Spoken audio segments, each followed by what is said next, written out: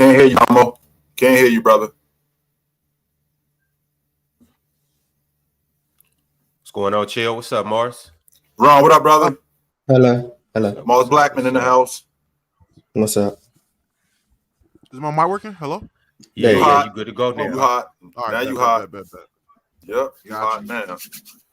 Mm-hmm. All right, right from the top, we're not going to waste no time. You see the title. We will be talking about Zion Williamson, Brandon Ingram, and the New Orleans Pelicans. We're going to break them down. But fresh off this weekend, the FIBA World Cups, it was crazy. Obviously, Team USA, they took a saddening L to Canada. And Germany ended up winning the whole thing behind Dennis Schroder and his heroic efforts. Fellas, right from the top, Damo, where do you want to start with this? What's the hottest topic to talk about for this whole weekend? In my opinion, I don't want to sound like a broken record, but it's pretty obvious the Rockets are going to win 40 games because they have the best defender in the world, Dillon Brooks. Dillon Brooks said he was the best defender in the FIBA Cup. And was more efficient than everybody on the Canada roster. Pretty crazy. So Dillon Brooks, at least in the terms of North America, is the best defender. So the Rockets have the best defender.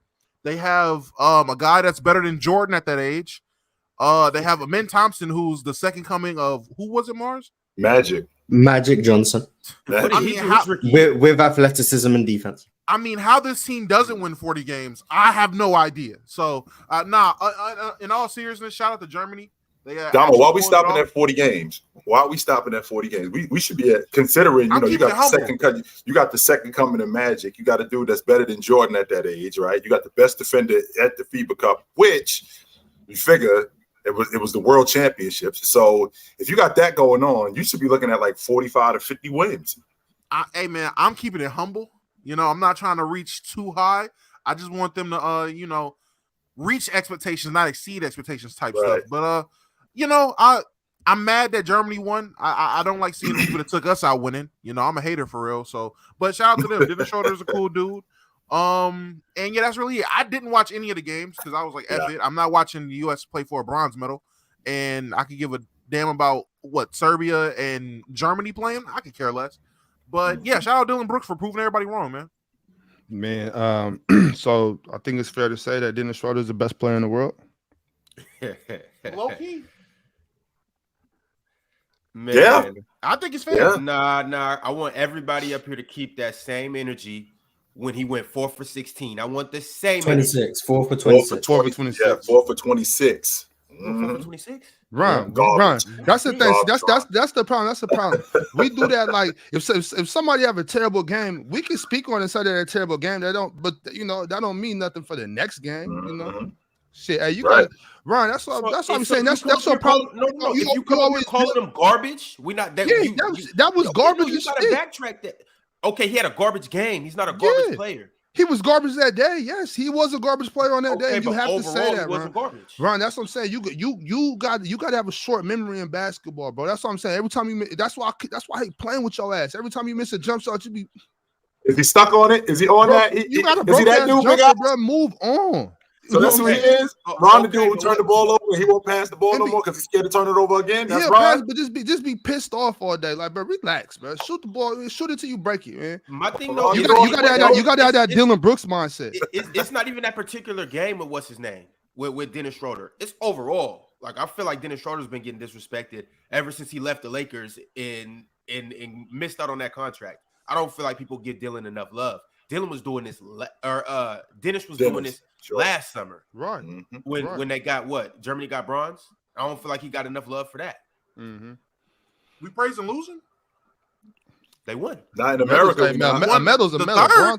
A bronze medal is winning. Yes, it's the top 3 seed in the world. So any medal, if you win medal anywhere, that's winning. And also, I'm tired of that mentality. Be praising losing. Yo, if you balled, you balled. If you balled, you balled. Back to Mars' point. I mean, we've won the world championship in the FIBA Cup 3 times in the last 30 years. That's once every 10 years. What are we doing right now? It's not like we dominate the FIBA Cup. We don't, right? That's once every 10 years that we win it. So with that being said, the crew that has to get together, is it this crew I don't know. Is there some players that need to be exchanged? I want to have a national team, just like Germany has a national team. Like Ron said, their coach and Dennis Schroder, he's had that dude since the 10th grade. There's a reason why they're the reason why they're as good as they are. They're going to be in the Olympics. How good they're going to be in the Olympics, I don't know. And the logic is, if we get all of our best players, the other countries can't compete. So if you think about the first team All-NBA, 4 to 5 guys on the first team are from other countries. So that leaves Jason Tatum first team, right? So now you got the second team. So you got Jason Tatum first team, Donovan Mitchell, Damian Lillard. Who else are we dealing with? Jaylen Brown, and let's see. It's not that's only 4 because the Serbian Joker, he's on the second team. So that's 4 guys. So of the first and second team All-NBAs, we've only got 4 Americans, and it's those guys. Who else are we going to go with? So we're going to go with Steph Curry, right? We're going to go with Steph Curry plus LeBron James, who said now that he wants to play in the Olympics in 2024. So we got a 38-year-old James. Right? We got a 38-year-old James. He'll be 39 next year. Plus Steph Curry, he'll be 36. Plus Jason Tatum. Plus Damian Lillard. Plus Donovan. These are our best players, by the way. Plus Damian Lillard. Plus Donovan Mitchell, Anthony Davis, Kevin Durant. These are the guys that we're gonna go over to Paris with, and we're gonna put these dudes together, and we're just gonna expect to win it. Yeah, is that the logic? Yeah. You put those guys together, they're gonna watch them dudes, man. You bought the Mickey Mouse team over there, man. I'm not worried about this shit, man. At the end of the day, in the Olympics, they're gonna put the big dogs over there and annihilate these motherfuckers. Because now you got AD in his prime. He's not a baby no more. You know what I'm saying? You taking LeBron over there at this age. He's doing like the Kobe thing, what Kobe did when he was older. He was a senior. He was the statesman of the team. That's what LeBron is doing now. So, the heavy lifting will be done by AD, Curry, those guys like that. Those guys who are a little bit younger. KD will be on the team. They're not losing, bro. They finna humiliate these dudes, bro. It's personal. Like when Brian got on the Olympic team in 2007, he was 29. That's it. Like Coach Prime said, baby, hey, chill. It's personal, baby. You know what I'm saying? It's personal. You know what I'm saying? It's personal. Chill. So your logic is they're too old to compete or too old to win? It's not that they're too old. I just think that we need a national team. Like putting these teams together, putting these crews together like this. I mean, it's still working, but it would be much better if we actually had a national team of consistency. Again, James will be 39 when this happens. Steph Curry, 36. And don't get me wrong, Steph Curry's game is tailored for the Euro game. Shooting the long ball, moving without the basketball. That's his game. James, on the other hand, being a primary distributor. He played in the Olympics years ago. Now we at a point where these dudes are older. Jason Tatum, I think he'd be good in the international game.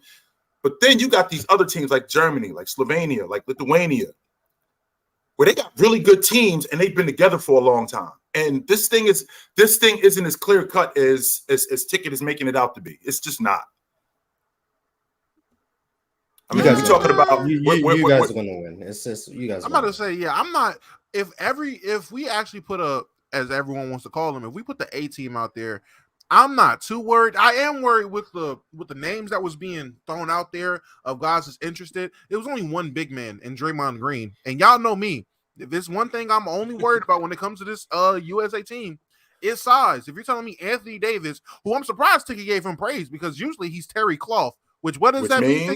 He's very soft, I guess. So, but now playing international play, he's in his prime now, which I didn't know at 30 is when you just entered your prime. But yeah. If AD's our only big man and Steve Kerr is the coach, which I hope that's not the case, we're probably still going to be playing a lot of small ball. Now, after the last episode, apparently Steve Kerr getting Steph Curry means he can finally draw up sets. So that should be a plus. We actually want to have actual plays being ran and everything like that.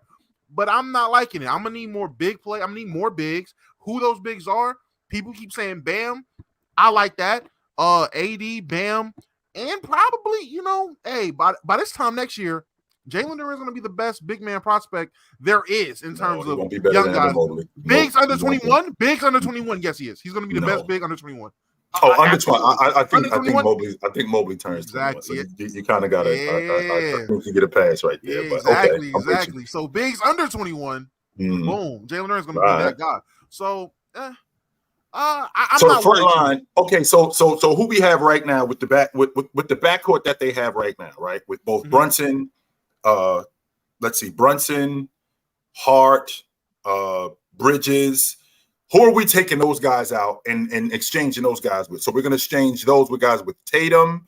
We're going to exchange Donovan Mitchell. Take out Brandon Ingram. Take out Bobby. I'm just saying names that won't be on the right 18 roster. Okay, so Brandon Bobby Portis Ingram, is off. Bobby Portis, Austin Reeves. I think all three of those come off.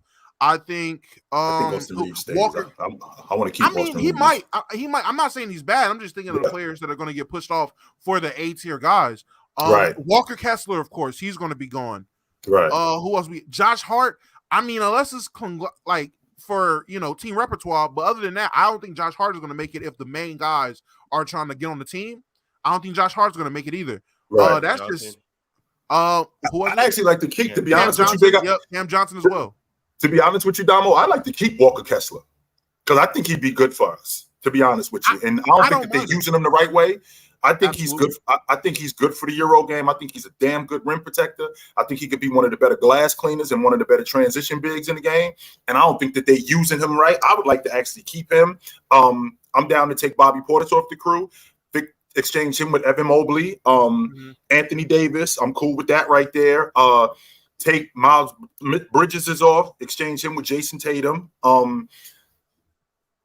Brunson, who am I exchanging Brunson with? Am I exchanging him with Donovan Mitchell? Am I exchanging him with me personally? In terms of guards, I think, and it might be I'd rather take Reese than Jalen Brunson. See, I would say take in terms of guys that are staying, I think the only guys that should stay, in my opinion, right, and Reese. Mikal. I think if you're getting KD and you're getting Jason Tatum and Jaylen Brown, we don't need Mikal Bridges, in my opinion. Mikal got to come off. None of them guys stay, man. All them guys should Ticket. You got everybody going, Ticket. Everybody going. All them motherfuckers. I heard Tyrese Halliburton talking about he want to come back for what? Nigga, you fired. Nigga, you finna hit all y'all fired. Get everybody off the crew. Y'all mission unaccomplished, man. And Chitchat, I want to say one thing about what you were saying about the FIBAs. They're not going to get consistent dudes over there, man. There's too much stuff going on with these NBA players, whether it's injuries, whether it's vacations, whether it's time off with your family. They're not getting consistent dudes in the NBA to do that because there's just too much stuff going on, man. You never know, like a person's situation. They may be getting married that summer. Their wife may be saying, look, we need to have vacation time or time together because we've been going through it in the season. So I don't think you're ever going to get a consistent FIBA team. It's never going to be that way in the NBA. Guys getting too much money. They got too much stuff going on in the off season, and they want that time to recharge up because the NBA season is so long. So I don't think you're ever going to do that. I just think that be honest with you, I think America cares more about the Olympics. That's what I think. And I think the other countries care. And I think the other countries care more about just international play in general, the Olympics and the FIBA. Other countries care about that more. Germany cares about it more. Lithuania cares about it more. Slovenia cares about it more. Greece cares about it. All of these other countries, they care about it more. And that's largely due to what you just said. They ain't getting that kind of bread.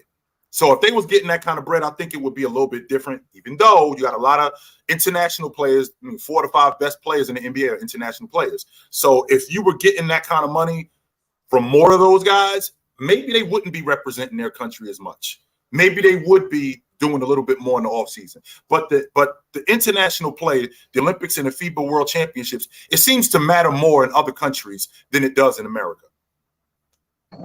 Yeah, man, I totally agree with you on that, man. It does. It don't really. You see the top guys don't go over there.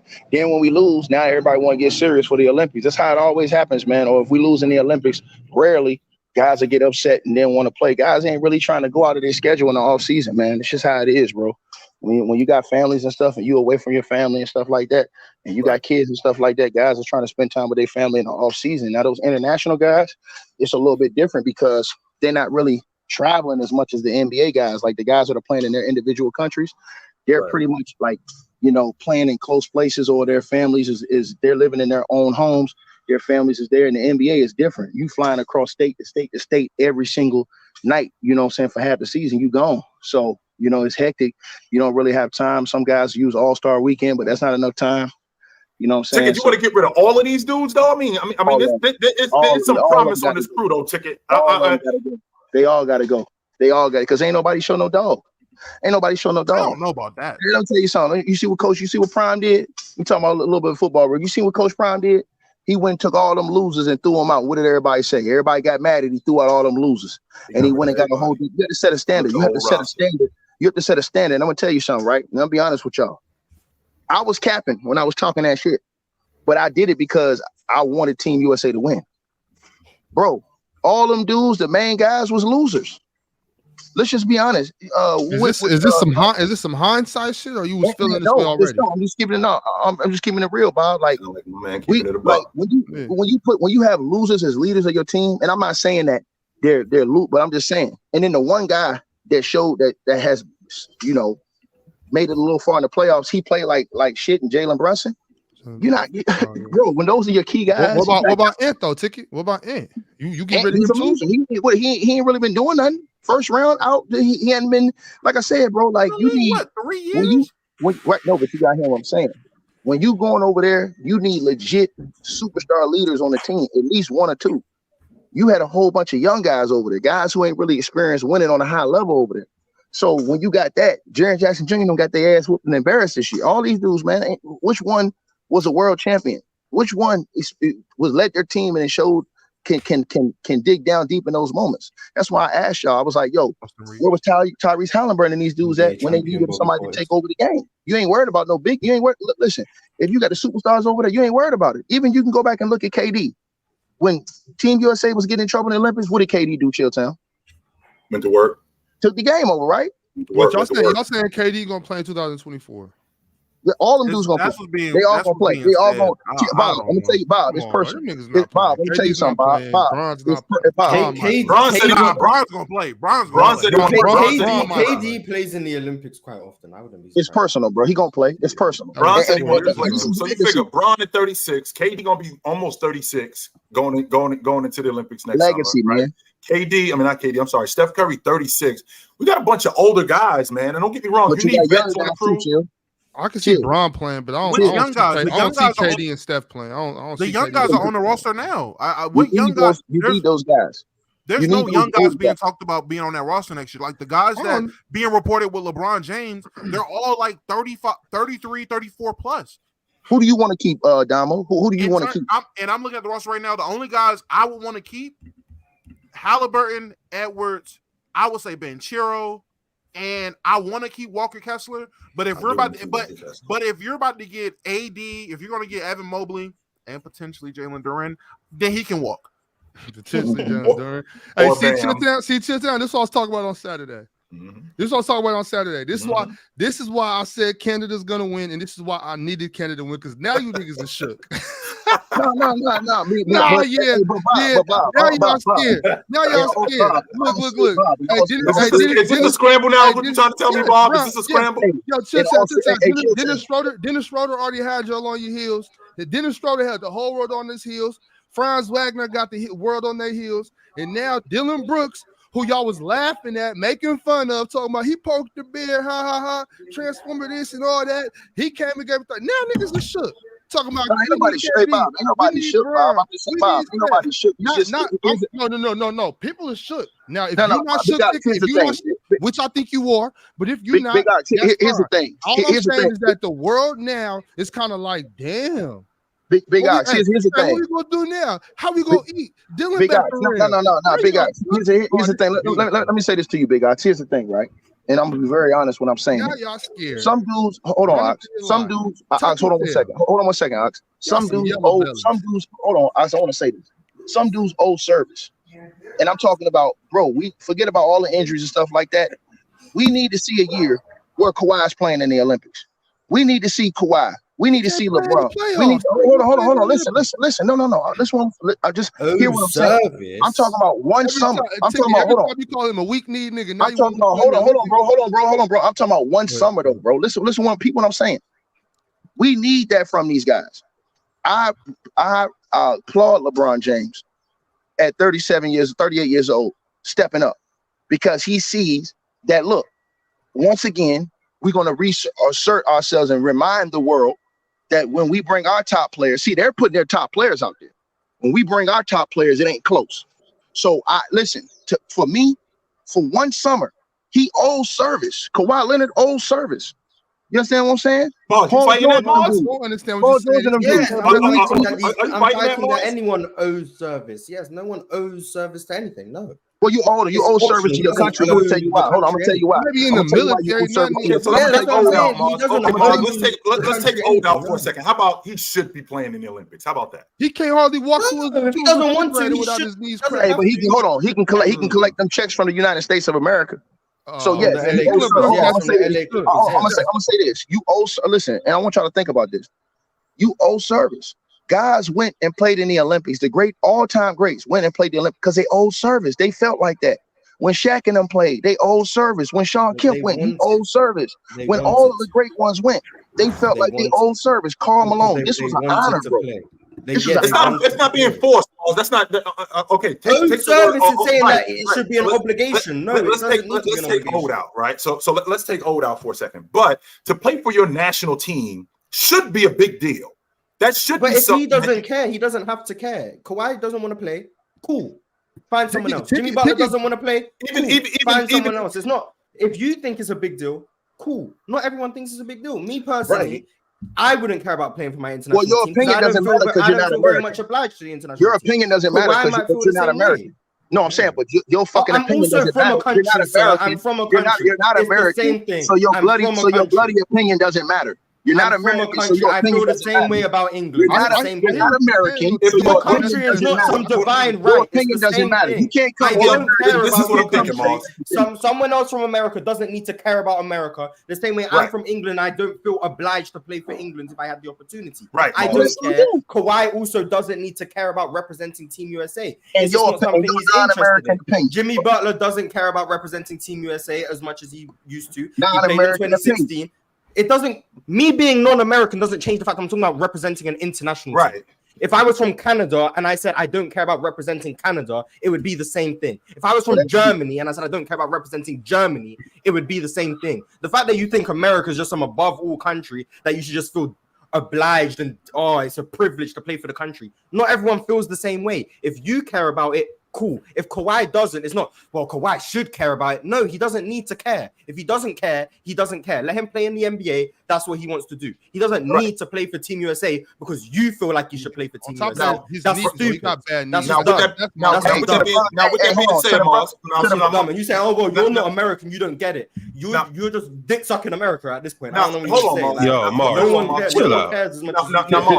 Y'all niggas talk shit, man. You get slapped in the face saying shit like that around here.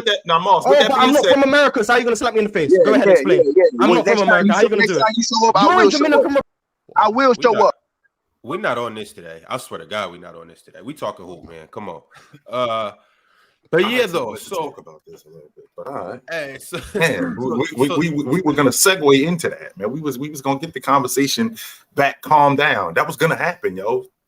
Come on, man. Let's get back there. Get Mars back up here. Get Ticket back up here, man. Let's get back. Man, hold on. They need to chill in the back for a second. They wilding, chill. But let's get to let's talk about Germany and Serbia though.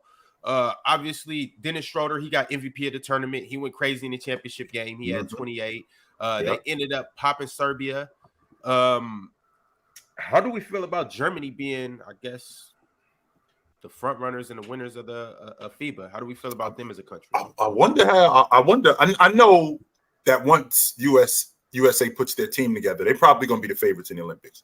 But I think that Germany, probably going into the Olympics, they're going to be one of the favorites, considering what they look like, right? Considering what they look like, considering what they've been doing, they're probably going to be one of the teams that is going to be one of the favorites. America's clearly going to be the favorites once they put the quote unquote, they put the A team together.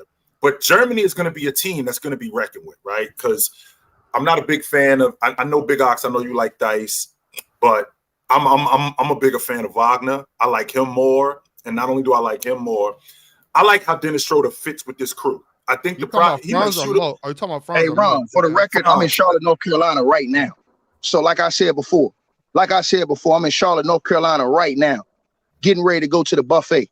So, but like I said before, you understand what I'm saying? At the end of the day, you're not finna disrespect. You're not finna disrespect. You're not finna disrespect. You understand what I'm saying? The country like I said before, we finna stand on that. And Ron, you can put me in the back 1,000,000 times. I'm finna stand on that, bro. I'm finna stand on that, bro. Ain't nobody finna come here and disrespect it. And let me tell you something to the people who say, oh, well, black man shouldn't care about the country. If y'all don't care, why y'all don't leave? Why y'all still living there? Why y'all still living off the benefits of that? If you don't care, why are you still living there? Why are you still living off the benefits of that? See, they'll criticize me for having homes in different countries, but these are the same dudes that'll say forget their own country while they living in their own country, benefiting off the benefits of their own country. See what I'm saying? Make it make sense. Make it make sense. Hold on, Chitchat. So when I say that Kawhi Leonard owes service, is because the league has done so much for him in his career. All those games that he got paid for, that he never played, $70 million. You can't give us one summer. You can't give us one summer. I mean, he cashing NBA checks. He's not cashing welfare checks, bro. He's not playing for the NBA. I'm not saying that, Bob. What I'm saying is, so Bob, would you play?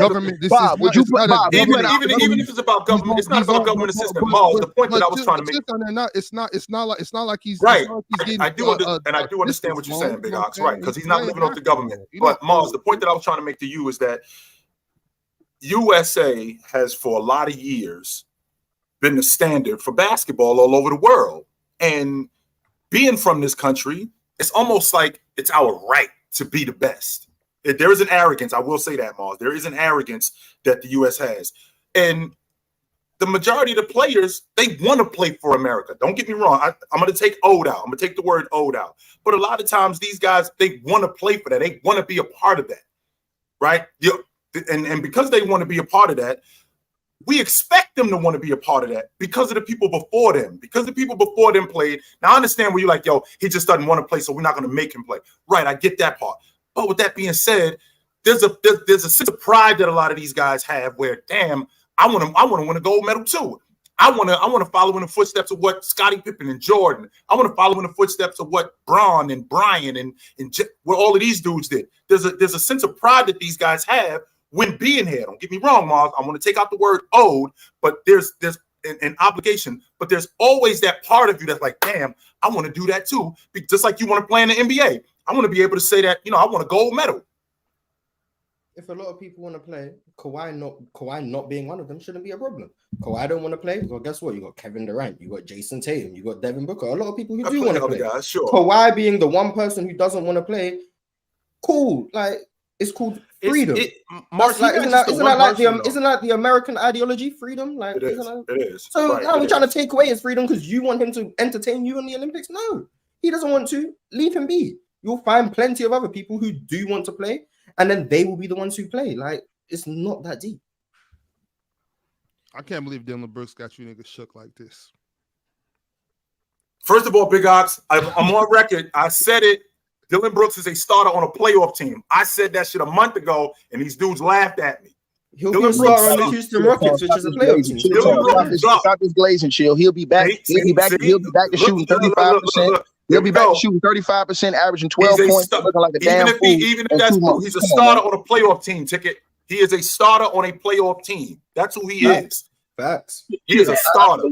Dennis Schroder and Franz Wagner got y'all backpedaling, begging for Bron and KD to come play. Save me, Bron. I ain't gonna go that far. No, I don't think anyone's asking LeBron. No one wants a team full of 35, 36, 37-year-old guys to come save them. Somebody does. I've seen screenshots. I've seen. Yeah, I ain't gonna lie. A lot of casuals do. I would say a lot of casuals want that. I don't really want that. Them guys need to have their summers off. They played long enough.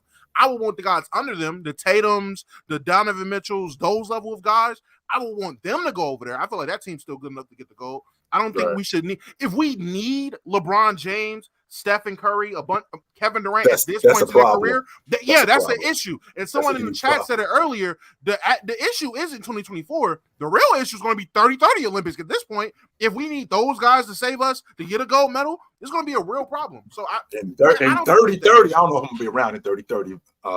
Damo. 2030, I think I'll be around 2030. 30-30. Oh, 2030. You're asking a lot right there. 2030. Let me talk to you because I know you got some sense, bro. It's just something when you see your brothers going out there and wanting to go out there to battle. Listen, we go to battle all year long against each other. And I'm talking about LeBron, Curry, all them dudes, KD.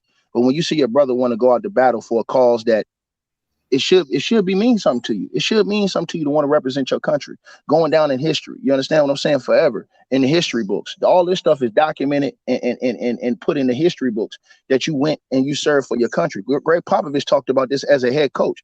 He talked about this as being service to his country, and I respect that. And listen, as I said before, you understand what I'm saying? And I'm gonna say it again. Kawhi should want to go play with those guys. Jimmy Butler should want to go play with those guys. These are your comrades in the NBA. These are your LeBron James, 38 years old. Steph Curry, 36 years old. They want to go out here and represent. You know what? If they going, we going. We all going together. We go, and then guess what you're going to do? You're going to have a great time, build relationships together, and build something that's forever lasting. And then you have those stories that Kobe Bryant had when they had about Kobe when he passed away. You have those stories that D Wade and LeBron and all these guys give. You know what I'm saying? There's something to experience, bro. Traveling the world with your brothers for one summer. I ain't saying they commit every summer. I'm saying for one summer, bro. Every superstar should do it. For one, Zion should get his big ass out there and do it for one summer. What am I saying that's wrong? Zion. I don't think that Kawhi sees them as comrades. I think Kawhi sees it as he works as an NBA basketball player, and when he's not obligated to play NBA basketball games, he's not a basketball player no more. And a lot of these dudes feel like that too, Damo. A lot of these dudes look at it. A lot of these dudes look at it as a job, but there are a lot of them also that look at the USA like, I want to do that. Carmelo Anthony. That's true. That's true. Those are the people that should play for Team USA. I want to do that. Yeah, those people should play for Team USA. It's that simple. The people who want to should play. I'm saying the people who don't want to don't play. Like problem solved. Dillon Brooks, and Franz Wagner and Dennis Schroder. Bob, you eating this up, ain't you? I'm saying, look, they got ticket up here tap dancing for Uncle Sam. So I'm not tap dancing. Hey, hold on. I'm not tap dancing. So why let me ask you a question. Why do you live here in the States? Why do you live here? Hold on. Why do you live here in the States? Why you don't move to Mexico? Why you live here in the States? Crazy, yo. This is nuts, man. No. Since you talking, hold on, Bob. Since you talking that shit, why you don't move to Mexico? Why you live here in the States? You right by Mexico. You always be Mexico. I got tickets. Since you got so, hold on, Bob. I'm gonna pull your car. I'm gonna pull your car right now, Whoopi Goldberg. Since you talking all this shit, why don't you pack your shit and move to Mexico right now and see how them federales treat you? Move to Mexico right now, Bob. Since you don't like the United States of America, take your stuff and go move to Mexico right now. I double dog dare you to do it. Okay, can I speak? So just because I'm a basketball fan and what type of dude? Hey, chill town. What type of dude say I don't like this food at the restaurant, but he go to the restaurant every day and eat? Get out of here, man. I don't think Ox ever said he doesn't like America. That's not what. No. You said that. You shitted on American food. You shit on everything American, but you sitting here with a bunch of Americans. Don't kick me out the States. I'm not from America. I have no obligation to your country. I have no obligation to your country. I enjoy watching basketball. Basketball is a North American sport. I'm on a show talking about basketball. That doesn't mean I owe the country of America anything. I'm perfectly fine if Team USA loses or wins. I do not care. The same way when England play in the Football World Cup, I feel perfectly fine whether they win or lose because I don't feel an obligation to a country. Does that mean I want to go live in Timbuktu? No, I'm perfectly fine living in England. I appreciate the fact that I'm in a first world country and that's perfectly fine. That doesn't mean I feel the obligation to represent my country by force as a duty. No, if I got asked and someone said, do you want to represent England? I would then pick yes or no. That doesn't mean that I have to. It's not a duty. If the country went to war, I would not feel obligated to represent the country in a war. I don't care. I got love for you, young guy. I got love for you. I'm just saying, and here's my point, Mars. All these dudes that's from the States that's talking all like Bob is talking all this shit about the States and all this time. Why he don't leave? I'm not. Why he don't leave? Hold on. I'm saying it again. Hold on, Bob. I'm gonna tell you something, Bob. I'm gonna tell you something. Hold on, Bob. I'm gonna tell you something. Hold on, Bob. I'm gonna tell you something. I'm gonna tell you something about me, Bob. I'm gonna tell you something about me, Bob. Bob, I'm gonna tell you something about me. Bob, I'm gonna tell you something, right? I'm gonna keep this 100 with you. So when the election went down, right? And for number 45, when the election went down, a lot of people said that they was gonna leave the country. They didn't want to let them. Man, them people ain't do a damn thing. They just talking. They talking, bro. They talk about how, this ain't great. This ain't great. You know what, man? Hold on. I'm gonna say something to you. You know what, man? I don't care what nobody say, man. You know what, man? I don't been to other places, bro. I don't see dudes. I don't see kids living in trash cans and stuff, bro. You understand what I'm saying? So guess what? Even though I don't like a lot of the stuff that happens, even though I don't like a lot of the ways that my people have been treated over the years, guess what, dog? Guess what, bro? guess what, bro? I ain't never gonna say something dirty about a place and then still live there. That ain't finna happen. Basketball. Stop trying to make it so personal because your ass was wrong and now you embarrassed and now you up here begging. I wasn't wrong. I wasn't wrong. You was wrong. You begging for your GOAT LeBron now. It's weird as fuck, bro. We talking about basketball. This don't got nothing to do with, oh, you hate America. Stop. Look at it. You get so dramatic when you be up here wrong. You can't admit it. Like, don't be embarrassed, bro. It's not a big deal. What time you going to the salon today? It's just basketball. I just thought that whenever your bitch tell me to pull up, that's when I'm coming. I just thought that. Yeah, that's what I'm talking about. I want it all to come out today, baby. That's what I'm talking about.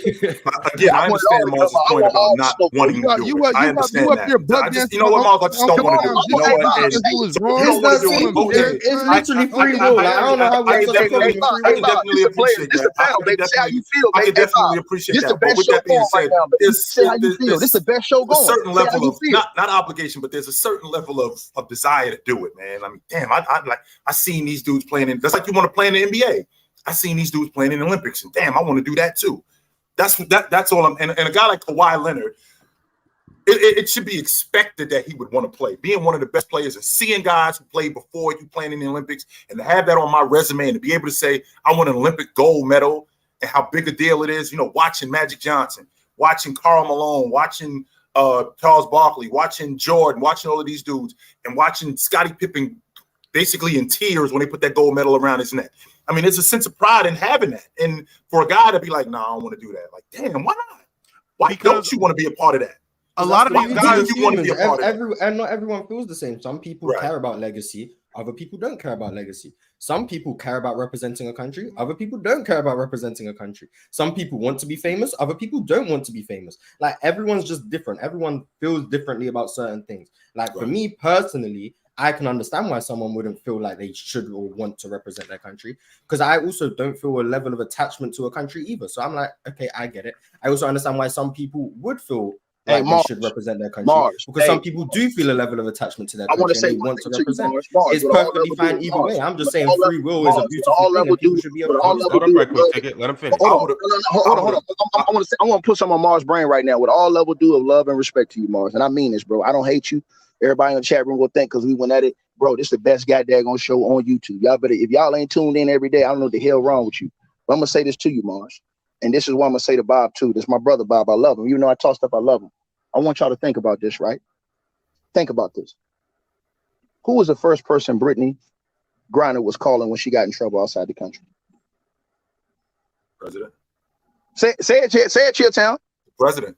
Say it, Chilltown. The president. This is the same girl who was talking all that stuff about I ain't standing, I ain't doing this, I ain't doing that. Cool, no problem. If you're gonna stay, if you're gonna say all that, stand on it. Stand 10 toes on it, Ron. But Ron, don't give me, oh no, I ain't this wing, oh this wing, oh that. Because guess what? Honestly, they didn't owe Brittany Griner to go get her out that situation. 10 years. They could have let her rock. You understand what I'm saying? But hold on. But only in this country would they do something like that for her. You understand what I'm saying? And I just want to put the facts out there. These are and I don't like a lot of the way things goes in our country, and I have a lot of disagreements and stuff like that.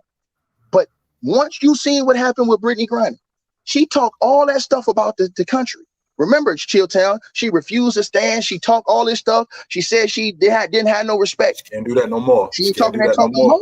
As soon as she got in trouble outside the country, Chilltown, what's the first thing she did? Chilltown, all these people run around on YouTube and tell you, man, I don't believe in God. I don't believe in God. What's the first thing they say when they get shot? Oh my God. Oh my God. First thing they say. It's picket line on my fly, ladies and gentlemen. Somebody tell me. And I know it's me, Mars. I mean, again, I'm a little bit different. If I was in that position, I would have loved to have played in the Olympics. If they would have called me, I would have been, yes, where you need me at. I would have absolutely went. No questions asked. Chill, it's not just you though. It's not just it's a lot of people. There's no fine. There's a lot of people. Like that's perfectly fine. That's the thing. You have a lot of people to choose from. Right. I was good enough to get on one of them teams. For real. If I played in the NBA and I was a star and they called me and said, yo, would you like to play in the Olympics? I'd be like, hell yeah. Where you want me at? I'll be there. Hey, Phil, that's my point. Everybody said they gave up who they gave up to get her. That's my point, though. They still went and got her. They didn't have to do that. They could have said, nah, Chilltown, that price too much. We ain't willing to pay that price to let this person to go get her. Even after the way she was talking. and chill. It was a whole group of people that was saying, leave her out there. Don't go get her. What this got to do with Dennis Schroder and Dillon Brooks, though? Huh? I just want to know what this got to do with Dennis Schroder and Dillon Brooks. I know you want to change the topic, Bob. Even though I told you I love you, Bob. I know you wanted to change your topic, so that's cool. That's cool. Well, I was gonna say Chilltown, because you had brought up at one point why you don't know why some of these top players just don't have the want or the drive to play for a gold medal. I would say, I mean, when cats get a lot younger, generations pass, these guys really be on social media. A lot of them, that stuff get to them. I mean, when you see a guy like Carmelo Anthony, a guy with maybe don't quote me on this, but he has probably the most gold medals, or up there tied for He's the most decorated Olympic basketball player in Olympic basketball history, U.S. Olympic history. And every basketball conversation he's in, they still call him a loser. So if you see which is nuts to me.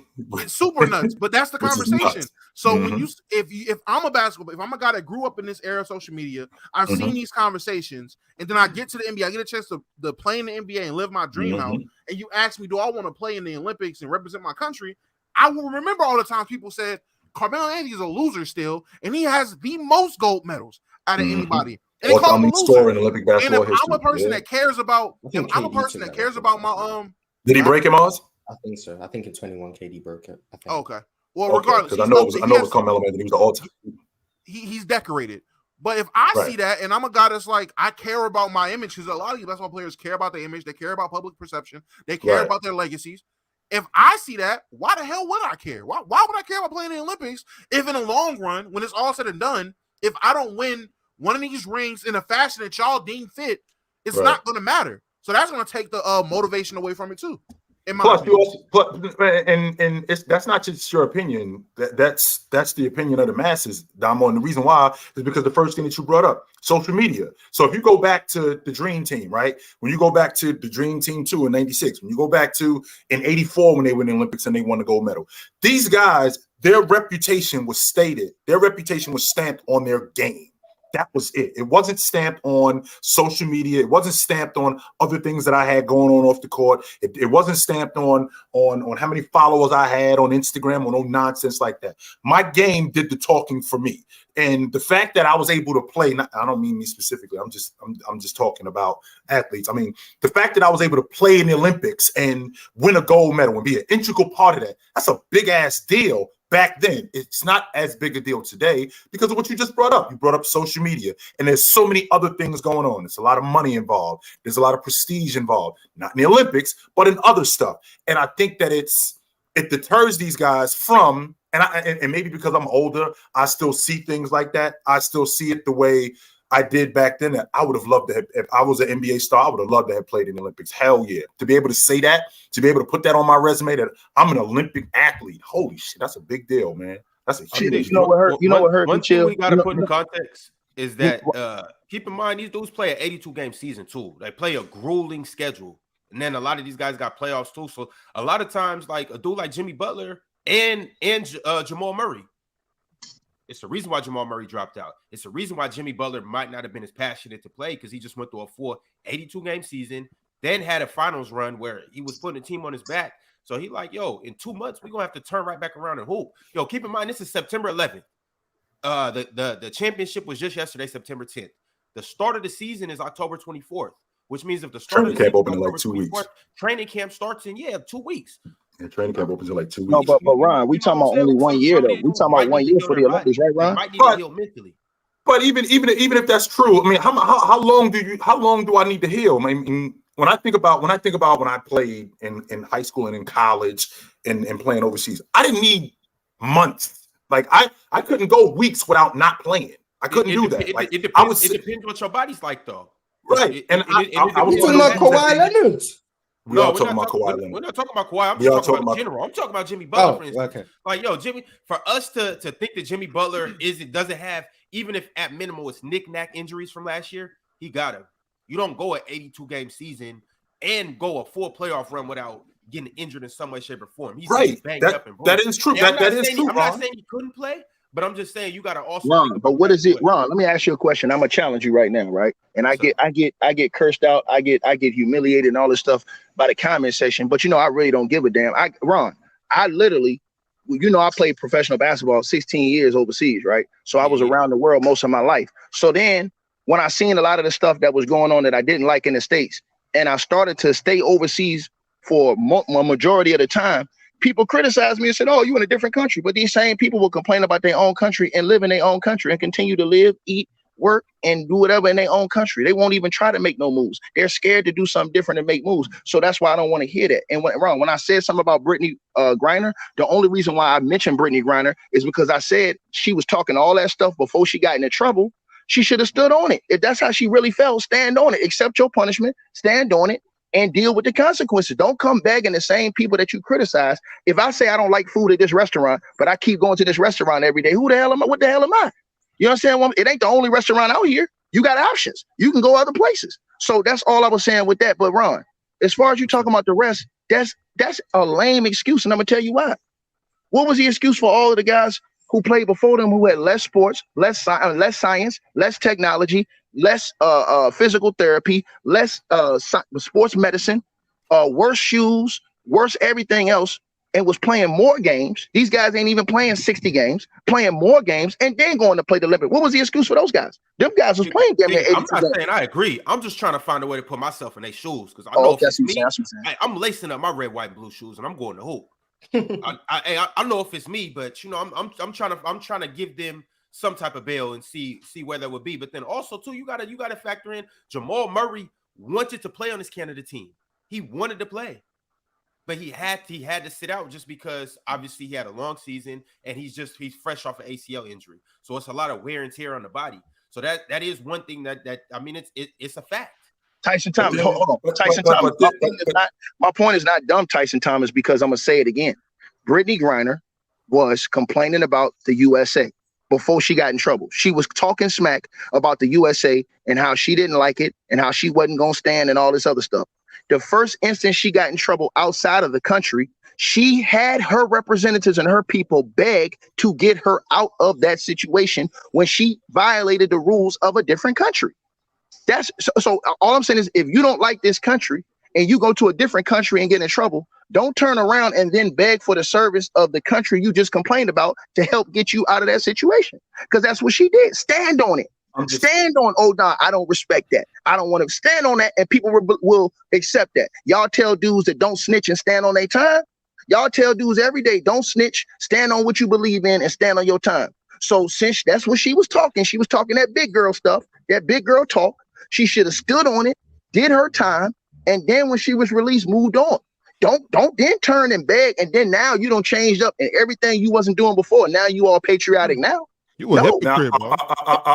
I will say this. I will say this, Ron. And the reason why I'm gonna say this is because I think about guys getting injured, and I think about how these guys take care of their bodies. A lot of these guys, when they come back from the Olympics, when they come back from FIBA World Championships and stuff like that, they have their best seasons the next year. I mean, Charles Barkley won the MVP the year after the Olympics, right? Karl Malone won the MVP the year after the Olympics in '96. Jordan, they won the NBA championship. Kevin Love had one of his better seasons in the 16-17 season after they was just in the Olympics in 2016. So these guys have some of their best seasons after that because, number one, their bodies are trained. They played against great competition. And when they get back to the NBA, well, I'm not going to see the competition that I'm seeing in the Olympics because this is the best of the best. I understand that the NBA is the best of the best, but these countries that are in the Olympics, this is the best that the world has to offer. I'm not going to see this kind of competition like I am going to see in practice. I ain't going to see this kind of competition in practice like I see here. So what that means is that every day when I show up, I'm going to do even better, which would explain why these guys have better seasons or some of their best seasons the next year after the Olympics. So I don't really get into the logic of these guys needing time off. And I mean, how much time do I could use a couple of days off. I could use a week, 2 weeks, whatever off. But months like that, I don't think guys need that much time.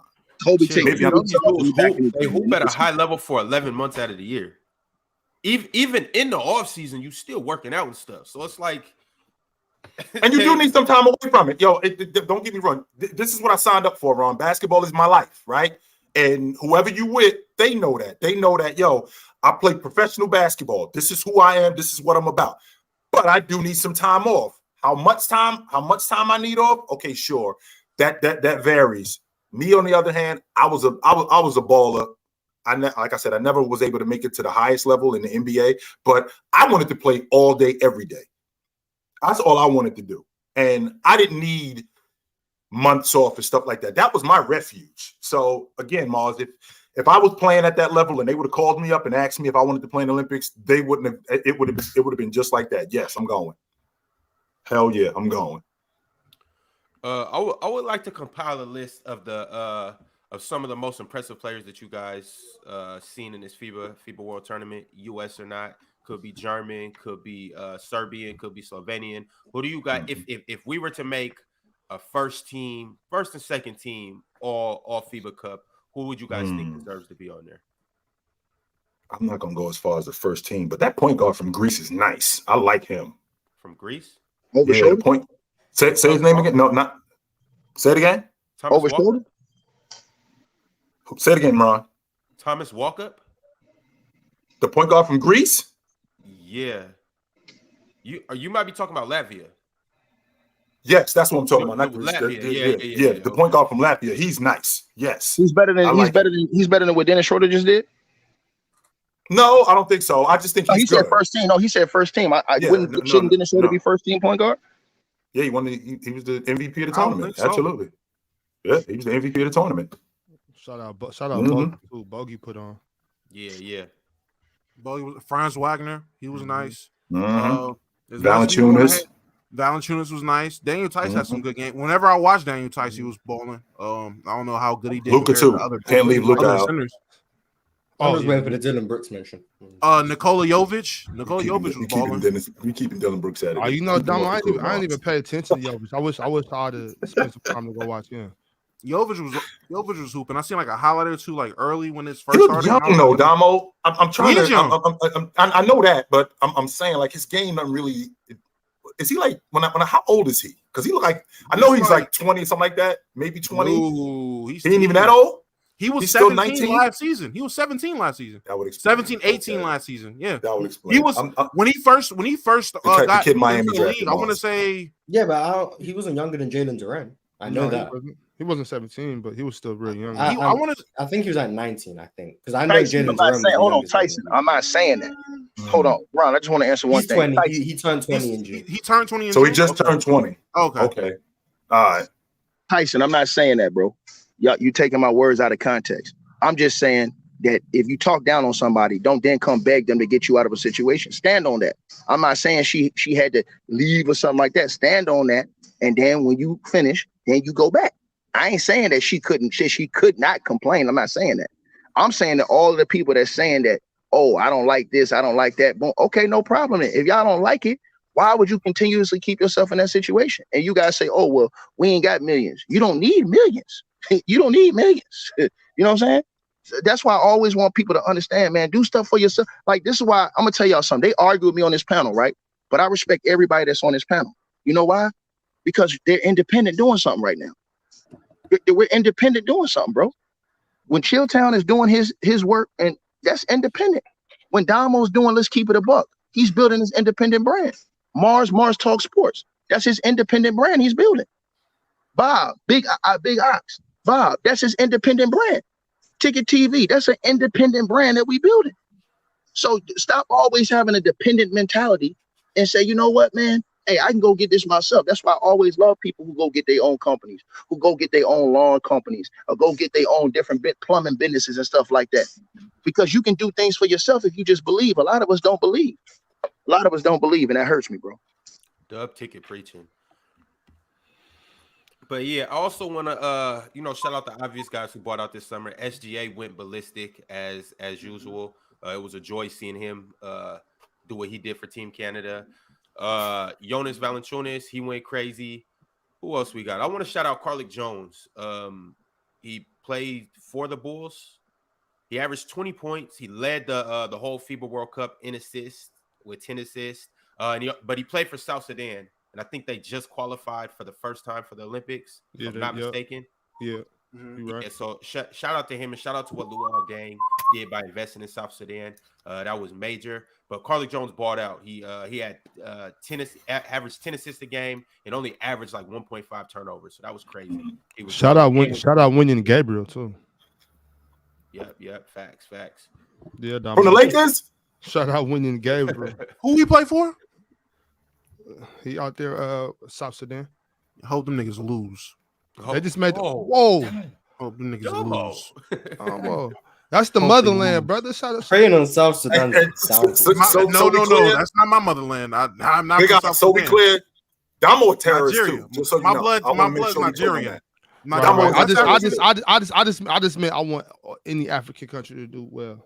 Not them South Sudan niggas. Nah. Everything that Sudan's been through, all the refugees. Shout out Nigeria, but them South Sudan niggas can lose. I ain't gonna lie. That's where Manu Bowl from. Ain't that where Bowl people from? Wait, South Sudan? Yeah, I think so. I think he's from Sudan. Yeah. Mad Max, you say I don't respect Bob. If I didn't respect Bob, I wouldn't go chop it up with him on his channel. I wouldn't go break bread with him in his name. If I didn't respect Bob. A couple more players I want to shout out. Jordan Clarkson, he averaged 26 over this whole tournament. He was balling. Laurie Marketing averaged 24, close to 25. Cat did his thing. Don't really need to shout Cat out because we expect Cat to come in a setting like this and ball, but he did his thing. Rondé Hollis Jefferson balled out, and I hope that he made some money. He made himself some money this summer. Yeah. Yes, he did. Tremont Waters is one of my favorite players in the world because everywhere he goes crazy. But, who he played for? Tremont Waters. He played for Puerto Rico. Remember they played USA that first game. They got like 4 or 5 points. And he gave Mikal Bridges a filthy crossover. Oh, speaking of which, did y'all see what SGA did to Austin Reeves and Mikal Bridges? No, he gave him work. Y'all didn't see that? He hit him with a right in the mid range. Right in the mid range. He hit him with a step back. It looked like an entity snatched. It looked like an entity snatched Mikal Bridges' jersey and just dragged him back. It looked wild as hell. So Mikal just stay getting cooked. Okay, interesting. It looked wild as hell. Crazy thing when you got to guard the best guards. When you got to guard the best guards, you go. That happened to Dillon Brooks. Reeves was guarding. That happened to Dillon Brooks. Mikal came help side. SGA made him fall playing help. Yeah, he damn near made them both run into each other. Yeah, it's fine. Puerto Rico got like 4 or 5 point guards down there. Yeah, they a small country, man. They ain't got no one over 6'5".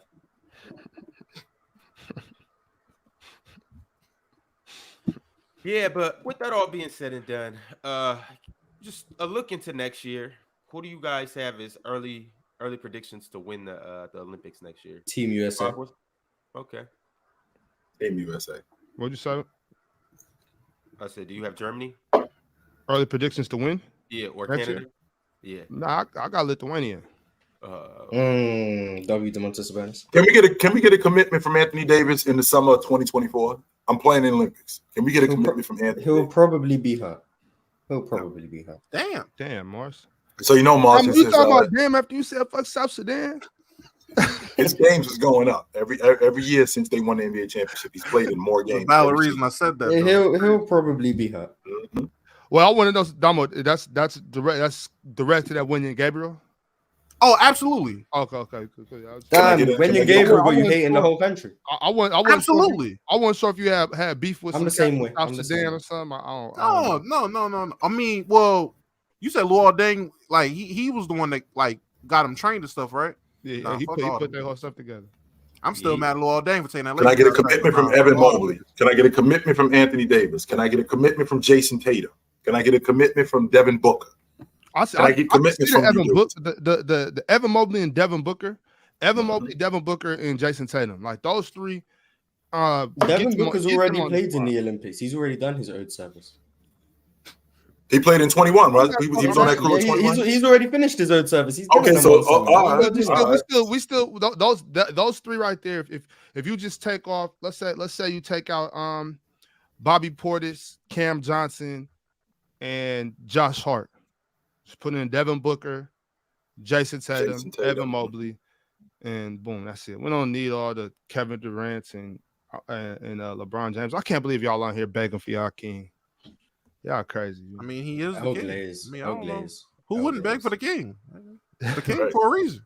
Right. I prefer the queen. Me personally. I think this is a situation. Honestly, when I was thinking about it, though, rest in peace. I knew a lot of people would draw the correlation of, LeBron's trying to play that Kobe role. Honestly, what I think it is, LeBron's playing that dream team Magic Bird role, man. He's about to pass the torch. That's really why I want like a lot of the young guys to come over with him versus like a lot of the older guys, because this is gonna be a passing of the torch type thing. Like he's really like a lot of people don't talk about why Kobe Bryant didn't play early on, like in the summer of 2000. He got married that summer. He would have played in the Olympics had he not gotten married. So he would have played in the Olympics that summer. And then in the summer of 2004, he had all of that nonsense going on. Right. He had all of that nonsense going on, so he couldn't do it then. So that's how he ended up on the crew in 2007. So he had to wait. But he would have played earlier. It wouldn't have been a situation where it just didn't align. It just didn't work out early on. But he definitely would have played earlier if he had an opportunity to do it. Man, Bob, I know you being funny and condescending and whatnot, and I know y'all sitting here saying you don't want to see Bron play, but I want to see all these guys play. I'm not being funny. I'm not being funny nor condescending. I'm saying it wouldn't, to me, it doesn't make sense for LeBron to be trying to come play in the Olympics. I'm not trying to troll. Because he's gonna be 39. Jason Tatum can play instead of Bron. Like we don't need Bron when you got Jason Tatum standing right here. Better than Jason Tatum. Right. Some would say he's not. Some would say he's not. So but they both can play though. I want to see them both play. This thing's about to be 40 years old, man. What does that have to do with anything? Because what I'm saying is since obviously today we're comparing Olympic basketball to military service. Let the military age men take care of this now. Yeah, look, I'm not comparing nothing to nothing. Hey, they go out there. The Team USA play right. It just don't make no sense for Kevin Durant and LeBron James to be playing in the Olympics. Why doesn't it make sense? Because we don't. It doesn't make sense because we got other small forwards that, and you say Bron's better than Jason Tatum. Fine, that's your choice. I'm not gonna argue with you about that. That's fine. I think Jason Tatum is just as good as Bron now, if not better now. On top of that, he's 26, 27, 25 years old. What does age have to do with them going out there and playing? If you don't understand that, Ron, I can't explain it to you, bro. If you don't understand that, then you just simply don't understand, bro. I think Jason Tatum was better than LeBron. If Bron's better than everybody else, why would you not want the next best player to play? We got enough because we got enough talent here in this great country of America to put out there to not have to bother LeBron James. That's why. But if LeBron is up for the challenge and if he wants to play, are you going to tell him no? If I got Jason Tatum, then I don't need you, bro. So time out. You're saying if Jason Tatum opts in, you're going to be like, nah, Bron, actually, you know what? I'm never listen. My thing, like if I'm Grant Hill, LeBron James is never even coming into my mind to get on this Olympic team anyway. Like we don't need. And he shouldn't have to. To be honest, I understand Damo's point about passing the torch, but remember too, Damo, like Magic didn't get an opportunity to play in the Olympics, right? So he didn't get an opportunity to play in the Olympics, and Bird never got an opportunity to play in the Olympics. So it's not like these dudes is passing the torch after they played in the Olympics a bunch of years. No, this is the first time they ever got an opportunity to play in the Olympics. James been playing in the Olympics since 2004. So we're talking almost 20 years. This dude been playing in the Olympics. In 2004, played in the Olympics. In 2006, in the FIBA World Championships. In 2008, played in the Olympics. In 2012, he played in the Olympics. Here we are in 2024. We don't need this dude to play in the Olympics. We don't. We should be. Now, don't get me wrong, Ron. If he wanted to play, if he wanted to play, all play together. If he wanted to play, I'm not. Me as somebody who likes to watch these guys play, I would love to see the best players right now in the world all go out there and play with each other. You ain't like it when it was Steph and KD on Golden State. But now you want to see it. Interesting. No, but see, so this is not against it. What I am saying is that we shouldn't have to have James. If James wants to play, bet. Yo, you want to play, we're going to put together this crew. This is probably going to be your last hurrah, then bet. But we shouldn't have to go get him to play in this particular situation. It's the Laker media cartel. Yeah, that's it. If LeBron wants to play, cool, don't stop him. Once again, freedom. That's fine. if he doesn't want to play and then we're begging him to play, no, we shouldn't have to do that. Gotta make everything about LeBron James. Everything got to be made. No, we shouldn't have to do that. Not about LeBron. No, look, that's what happens when you go. If you could put a roster together, let's say you put a roster together of De'Aaron Fox, Damian Lillard, Anthony Edwards, Jaylen Brown, Jason Tatum. Tell me when to stop when we need LeBron. Tell me when we need LeBron. You can stop right now. You can stop right now. But if LeBron like, I want to play. So if you got, I don't care who it is. Matter of fact, it can start with De'Aaron Fox. He's already sitting down. It don't matter. But if De'Aaron Fox sit down, it's not for LeBron James. It's not for LeBron James. It's for Ja. It's for Dame. It's for Kyrie. It's not for LeBron James. My thing is like y'all. I see what y'all doing here, and it's cool. Like we'll make everything about LeBron Day. But if you don't need LeBron, if you got 26-year-olds, 27-year-olds, 28-year-olds that can play, Jason Tatum, Jaylen Brown, y'all. I mean, I don't even know how this is even an argument. And they all could have played, and they decided not to. Because this is our last chance. So did LeBron. LeBron pledges his allegiance. Y'all talking about this is our last chance. LeBron's the first to pledge his allegiance after we lose. Then it's like, all right. Definitely playing. I'm gonna say, that's why we talking about it, because LeBron came out, or it was reports of LeBron coming out saying he wanted to play. That's the difference. I will be 100% on your side, Ox. If it was nothing but Twitter trolls, James said, bro, he's not playing next year, bro. Why not? Because he's gonna have a phantom injury that needs recovery over the offseason. But if he's not injured, if he ends next season, whether it's in the NBA championship or in the first round, why would he not play? If he says he wants to play, why does he not play? In what world does it make sense? It's true. In what world does it make sense for a 39-year-old to make deep playoff runs, still want to get rings, and go play in the Olympics when he's supposed to? Sounds like a goddamn GOAT. That's what it sounds like. It sounds like a player that's trying to be the greatest of all time. That's what it sounds like. It sounds like something, and I keep saying this to you when we talk about LeBron James. It sounds like something you've never seen before. That's what it sounds like. Something unprecedented. Something unheard of. That's what it sounds like. I'm not even a LeBron guy. How many LeBrons do you know? On top of that, LeBrons do you know? I don't even know another person named LeBron. I do. He plays for USC. On top of that, we've had this conversation. Hold on, big guy. Where did you get that name from, Mars? Hey man, it's another person named LeBron. I'm saying, where did you get the name from, Mars?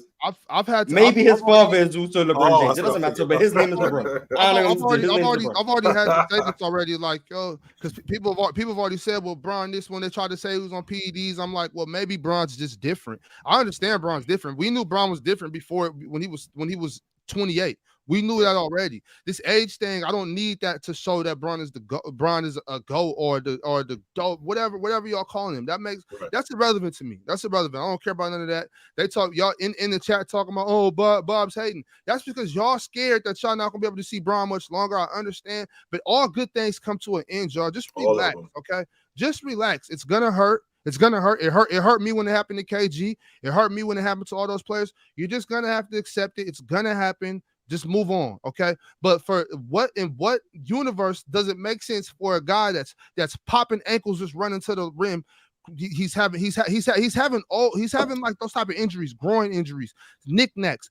What y'all begging for LeBron to play for your own selfish reasons, because y'all can't imagine a game without LeBron James.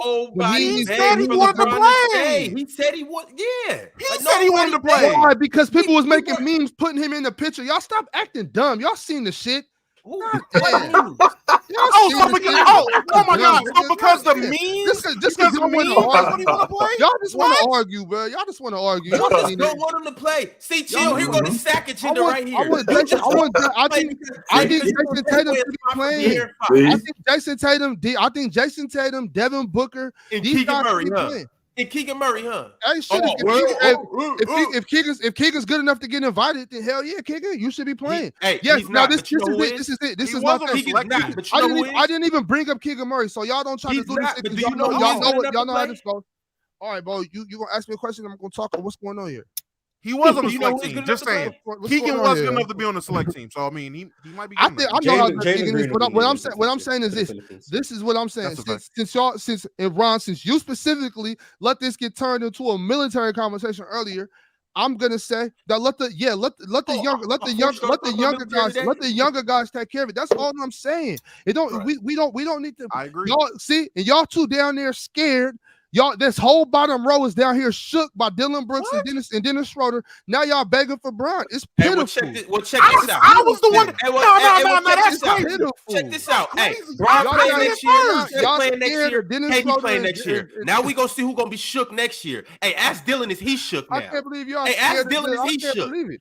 Dillon ain't never. He's not. He That's what I poked love fingers. about Dillon. Yeah, That's what I all love right. about Remember, Dillon. All right. he- I was Betty the one that Love is said listening. LeBron don't need to play. What do you mean I'm shook? I said it should be the younger guys. What's going on here? You said that. You said the whole bottom row, nigga. I was the one that said Jason Tatum, Donovan Mitchell, and Evan Mobley need to be the type of, and Jalen Browns. Those should be the guys over there, not the 34+ club. I Okay, said so that. what are we talking about then? Because that's all I'm saying. I don't understand. I don't like the idea of sending our 34+ team over there when I think those guys need to be preserving their career. You know what I'm saying? I agree. They play for the NBA. They get paid by the NBA. I was the one who said that earlier. We got enough young cats If they good and ready to go. If Jason Tatum and Devin Booker and Evan Mobley are playing in these FIBA games, I think we probably get gold. I think we have a better chance. Devin Booker and Jason Tatum is really all we need. We don't need to be out here. It looks really sad. It looks really pitiful to see that first of all, y'all hated on Dillon Brooks for poking this bear, and now Dillon Brooks got you begging for this bear.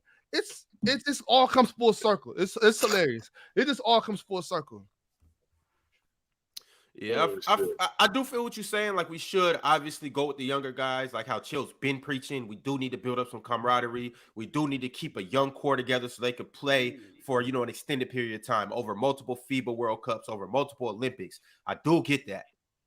But if you get the opportunity to roll out what a lot of people would say the best point guard of all time, what a lot of people would say the best player of all time, and what a lot of people would say is one of the best scorers of all time, who I've heard is the best scorer of all time, why not do it? Yo, cause then we're gonna be out there. Cause I'm gonna tell you what's gonna happen, Ron. We're gonna get our feelings hurt. We're gonna be out there looking like the 2004 Lakers. That's what's gonna happen. That's what's gonna happen. You're gonna get y'all gonna beg for your king, beg for your GOAT. Y'all gonna get exactly what you want when these old niggas is running up and down the court hurt. And Dennis Schroder and Dillon Brooks is gonna be out there. Dillon Brooks gonna be taking the pictures with his hair pushed back, dressed like Stone Cold Steve Austin. Y'all gonna be upset. I'm trying to save y'all from it. Listen to me. All right, go tell that to what's his name? To Steve Curry. Who's the one guy that runs the whole thing? I think it's Grant Hill. Let's get Grant Hill right now. Who's the dude before him? It used to be Jerry Colangelo. Yeah, Jerry Colangelo. Yeah. That's Colangelo. I'll be calling him Carangelo. I don't know how to say that shit. Colangelo. But Colangelo. Y'all like y'all crazy. Ron, I ain't never never mind. Never mind. All right, so we about to get into these super chats, and then we will get to talking about Zion Williamson and the Pelicans. Definitely gonna break them down and see what our expectations and predictions are for them next year. But before we do this, as promised, Dom, I said I was gonna put this on the screen. So here you go, brother. I didn't want to. Oh, that was way. What did Reeves got to do with this? He was guarding. Why did Reeves? It was Austin Reeves slammed the break. Yeah. Wait, how did Mikal drop? Yeah, looked like somebody. What the hell? Looked like somebody just. That's more Mikal Bridges. I was saying Mikal Bridges, but I'm just saying. Yeah, I'm not gonna lie. Reeves was there. Mikal just got himself involved, and like Reeves got no one tell him to do Reeves that. got paid a little. No, Mikal saved Austin though, because Austin he had Austin beat right there. Boom, he passed him. Mikal came for help and got rocked. That's a good defense, Mikal. L defense. People saying he broke Reeves. Look, that's good defense. That's all. He definitely failed. He definitely failed, but he got to where he had to be. Got to the spot. He stopped Austin Reeves from getting beat because Austin Reeves was beat straight to the middle. One more dribble, SGA's in the air. So Mikal Bridges stopped the dribble, put his body in front instead of reaching. That's the problem. A lot of players, a lot of kids, they don't move their feet. They just reach in. You know what I'm saying? Mikal moved his feet, beat him to the spot. He got dropped, but that's what he's supposed to do. He's supposed to get dropped? He's supposed to beat him to the spot. Dillon Brooks stops. That was great. Brooks stops that. That's what I'm saying. That was great difference by Mikal Bridges. It was okay. All right, fellas, we got super chats, and the GOAT is back, dropping super chats. Shout out Aramis Jones. He said, "Do y'all think Ryan Hollins will be back in the NBA?" Heard T-Wolves were looking at him. Ryan Hollins. Ryan Hollins. Ryan Hollins. Wait, Ryan Hollins or Ryan Hollis? Ryan Hollis. Hollis. Okay. Oh, Ryan Hollis, yes. I don't know. I think he made some money this summer. I do. I think somebody's going to invite him to camp, and he could very well get on somebody's roster. Even if not in the NBA. Even if not in the NBA, his check. He definitely made his money. He definitely made himself some money this summer. No, 100% he did. Even if it's the Euro League or another country, they're going to pay him more now than Rondé Hollis Jefferson. I think that's what he's talking about. Rondé Hollis Jefferson. Jefferson. Be talking about Rondé Hollis Jefferson. He's talking about Ryan. He ain't talking about Ryan Hollins. Ryan Hollins been out the league like the last 6 or 7 years. Yeah, I want to say there's a Ryan Hollis. I think there's a Ryan Hollis. A point guard. I want to say, yeah. Isn't there a point guard, Ryan Hollis? Nah, he talking about Rondé. No, that I know of, but I might be. It's no Ryan Hollis. It might be a Ryan Hollis, but he's talking about Rondé Hollis Jefferson. I can All right, guarantee. Cool. Yeah. It's not. Okay. I think he's earned himself. You just made up a point. No, there was a point guard. It was a point guard on the Warriors, and his name looked like Ryan Hollins. I thought it was Hollis. Maybe it was something else. Ryan Hollins, I guess. I don't know. There it is. That's Ryan Hollins. There we go. Yeah, he been retired. That's what I was thinking of. No, not okay. Regardless, right? It's a point. It was a point guard for the Warriors, man, right? No. Yeah. A point guard for the Warriors, like last year before, maybe. But he was like on a 2-way deal. But that's what I thought we were talking about. Yeah, I don't know him. I'm not. But Rondé Hollis Jefferson, that's what he's talking about. No, learn Chinese, buddy. Ryan Rollins, that's who it was. Ryan Rollins. Oh, okay, Ryan Rollins. Okay. Learn Chinese, buddy's crazy. And I do think that he's earned himself at least a invite to some training camps. At least. It don't matter what league he playing in next. He's getting paid a lot more than he was going to. Yeah, no doubt. It said NBA ain't the end all be all. Hope that brother get that money. Go be Kobe in the CBA, buddy. Ni hao. Yeah, and you'll be much more happy. Facts. They'll build you a statue right beside Stephon Marbury. iOS Inc. said, breaking. NBA Board of Governors expected to vote this week on a new policy preventing teams from resting 2-star players in the same game. That's too What finicky. determines a star player? What determines resting? That's what I was gonna say. You know what I'm saying? Like that rule is a dumb rule. There's a way around that, and it's just gonna turn into something else. Players are just gonna end up having back spasms. Oh damn, it's good. Right, I could just say I'm hurt. I'm sick. Yeah. Mental health day. Isn't that what? Well, I'm about to say isn't that what they used to do? But nah, they just like Pop just really rested guys. But I mean, if it negates a little bit of it, I'm all for it. I mean, hey, at least they trying something. It's just gonna have people are just gonna end up having these 2-day injuries. That's they got to get in them pockets, man. That's all I'm saying. I'm saying like if you don't money when they don't play games, right? I mean, I don't know. I know. Yeah, you don't get paid for that game. Yeah. I mean, I'm pretty sure these guys on Supermaxes don't mind missing out that one check for that game, but I mean, again, it depends. Hey, money's as a star. money. It depends what you define as a star. Because, like I said, young star. If you're not on a super big contract, you want it. Someone in the chat said, under current discussions among team and league personnel, a star is defined by someone who's made an All-Star or All-NBA team in the past 3 seasons. That's what they meant by that. So Jalen Green can just rest on every once, I guess.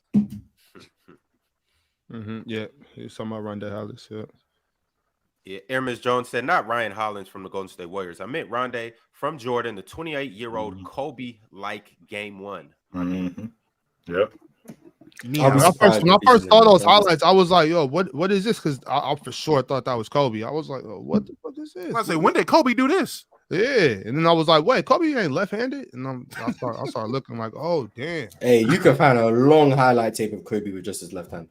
Oh, no doubt. You could definitely trick someone into thinking Kobe was left-handed. Yeah, no doubt. That's he was nice with his left hand. He was real nice with his left hand. Sounds like he was real nice. Real hoopers are better with their offhand. Real nice with his weak hand. That's why Jaylen Brown is not a real hooper. Frauds. Sorry. Well, Jalen Cole, but I would never talk about him in this conversation. Mars, you gonna I'm waiting to see what that handle looked like. Did it get dumbed down? I ain't expecting it to be Kyrie Irving, Kenny Anderson, guard, sham guard, but did it get dumbed down? I think y'all hyping. I think y'all hyping the whole thing. I think it plateaued. Yeah, I think y'all just hyping on. That can't be it, Damo. I think he reached its ceiling. I think he reached it. I think he reached its ceiling. Y'all are making a way bigger deal of this. The same way I believe Giannis' jump shot reached its ceiling. That can't be it. And the reason why that can't be it is because you work years to see minor improvements in your ball handling. Right, so Jaylen Brown, I think he's going in year 8 this year coming in. Now, I don't expect to see a drastic improvement, but I do expect to see your left hand, you be able to minimize the mistakes with your left hand. You have to be able to be a perimeter player. I don't know any, and I think Jaylen Brown is an elite perimeter player. I think he's an elite perimeter player. I don't know any elite perimeter players that I've seen in my lifetime that have weak left hands like that. So I'm guessing that Nick Van Exel ain't have a right hand. Rookie Jordan's left hand was horrible. Nah, Nick Van Exel was all left. Nick Van Exel. No, here's the difference though. Really rookie Jordan's weak hand. Jordan didn't do a lot with it, so he was able to mask it. Like you see, Jaylen Brown, he's running past the ball. Jordan, like it was 2 dribbles, pull up. No, 1 dribble right to the rim, 2 dribbles right. Jordan didn't do a lot to expose how weak his left hand was, and then he developed it. Jaylen Brown, he's in games knowing that this weak hand is weak, running by the basketball and just giving teams more ammunition to make him put the ball in the left hand. That's why I'm thinking, if he would dumb down the ball handling with the left hand, 2 dribbles, pull up, 2 dribbles, get to the rim, stuff like that. Instead of throwing the ball between your legs 6-7 times. You ain't that nice with the pill, fam. You not. Those 2 dribbles still getting poked. Oh, now I'm having a bad faith argument when we just sat here for a whole episode arguing Michael Jordan leading the league and scoring as a rookie. That was the freaking point. I'm so sick of the chat. Why do you say Bron didn't have a jump shot in his rookie season when no one bring up LeBron? You know how they go. You know what it is, man. When you bring up Jordan, when you bring up Jordan, they got to bring up LeBron. But yes, LeBron didn't have a jump shot as a rookie. He didn't have a jump shot for like 6 years. I mean, really didn't. Ain't no one talk about him. All Jaylen Brown got to do is bring his talents to Sacramento, and he'll be utilized correctly, and then they'll get off that left hand situation. I think the Boston Celtics got enough left hand for the both of them, huh? Exactly. I swear I was sticking around. We on the same team. He could go right. I think the Boston Celtics wanted his left hand to get to a certain point after his rookie year. Just wanted to develop his handle as like a franchise. Wanted to develop their players. I don't know how much Jaylen Brown wants to develop his handle like himself. I don't know. We're gonna see. I'm with you, Chill. I want to see what happens this season. If it stays the same, then his focus is not obviously on his handle. His focus is somewhere else. His handle was a lot better than I ever thought it would be. His handle was bad coming out of college. It's already better than I thought it would be. Like he got to this point, and I think that's very good for him because if you watched him in California, straight transition player, rim run in the half court, there was no handle. He couldn't put the ball on the floor. So he's already at a level I didn't think he could get to. He exceeded expectations. I have a hard time believing there's another level for this. I think he's just where he's at. I remember, was it either last year or the season before when he actually started putting combos together with pull-up jumpers, and it was like, oh shit, he actually unlocked an offensive bag. Like this is dangerous for the Celtics. Like he's actually comboing people like off the ISO. Yeah, it's gonna plateau. This is his handle. He's maxed out. He's maxed out. Ain't nothing wrong with that boy left hand. I just don't like how that. I do better not go watch like watch them Celtics play again. Because that handle for an elite perimeter player, that handle looks average at best. Average. Everyone got weaknesses, man. Everybody does, Mars. But as a perimeter player, I cannot have an average handle. I can't. Not as an elite perimeter player. No, because you know who has an average handle? A jump shooter. An elite jump shooter has an average handle. So we don't expect you to put the ball on the floor to create shots. That's what you shoot the jump shot for. We get other people to do that. So a guy like Jaylen Brown, who's an integral part of that Boston Celtic offense and who's an integral part of what they're doing, and they run stuff for him in a one-on-one, he can't have, at best, an average handle. That can't be. That's why he's overrated.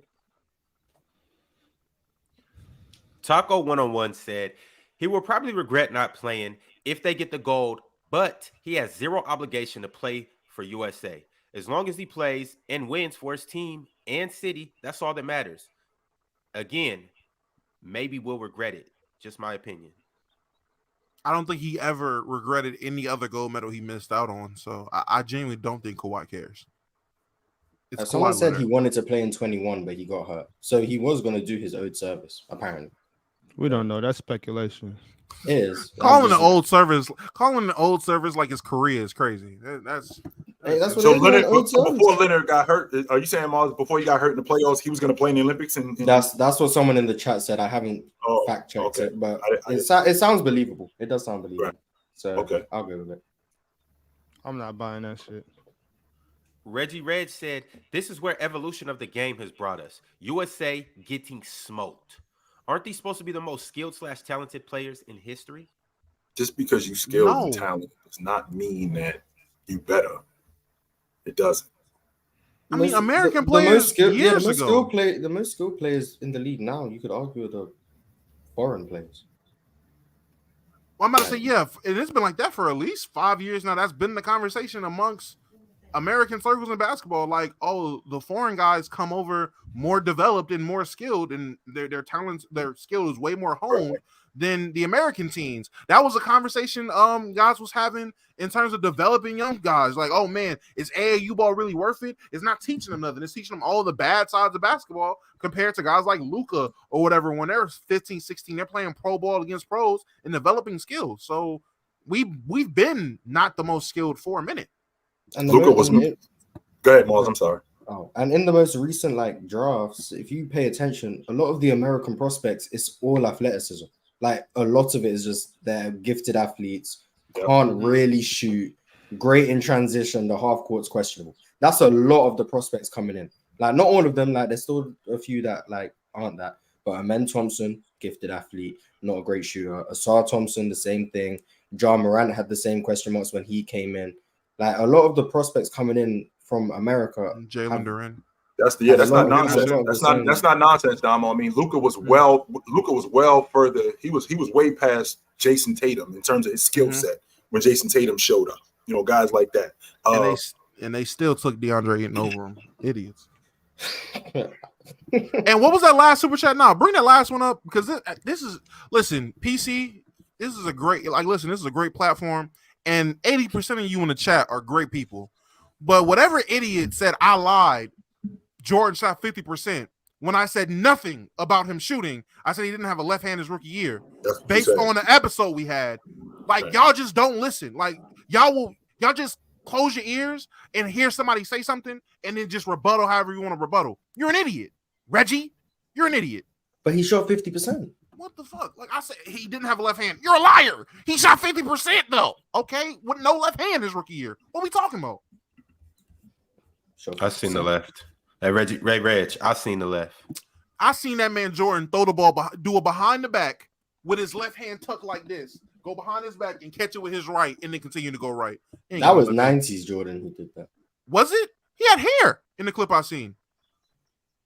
Oh, then I've seen a different clip where he did the same thing. So he did it multiple times? Oh man. Weak left hand. Again, Jordan was, like I said, Jordan did have a weak left. He had a lot of weaknesses when he showed up to the NBA, and he was real good at masking them.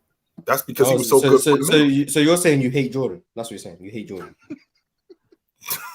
That's what you're saying. That's crazy. Jordan had weaknesses. Crazy hate.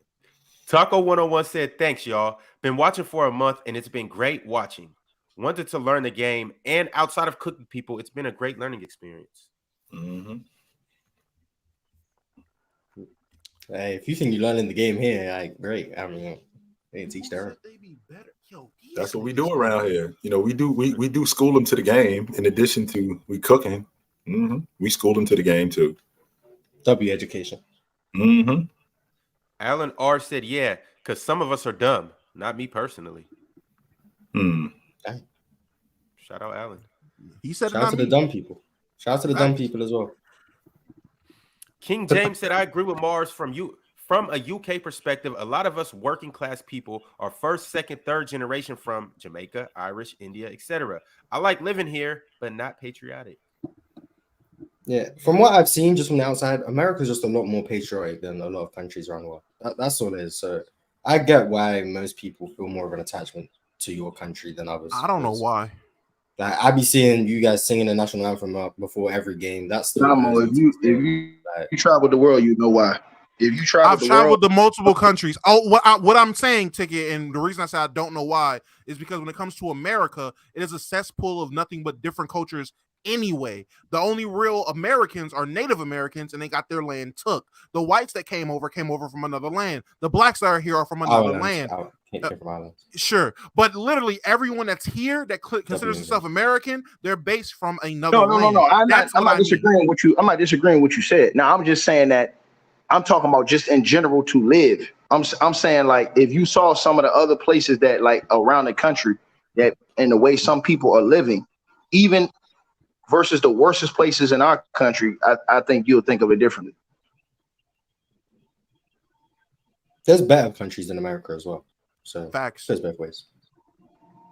I blast in Greece. Greece is paradise. Let me put that out there. Y'all still up here lying. Reggie Reg, send another super chat for Damo and Mars. Me?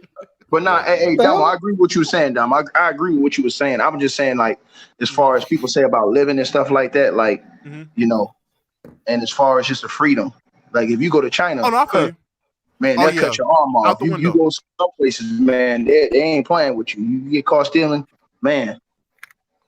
Oh no! And don't call us stealers. We ain't coming to get you. So don't call us. Unless you're a famous athlete, then we go. Hey, but look. No matter what country you go to, don't steal.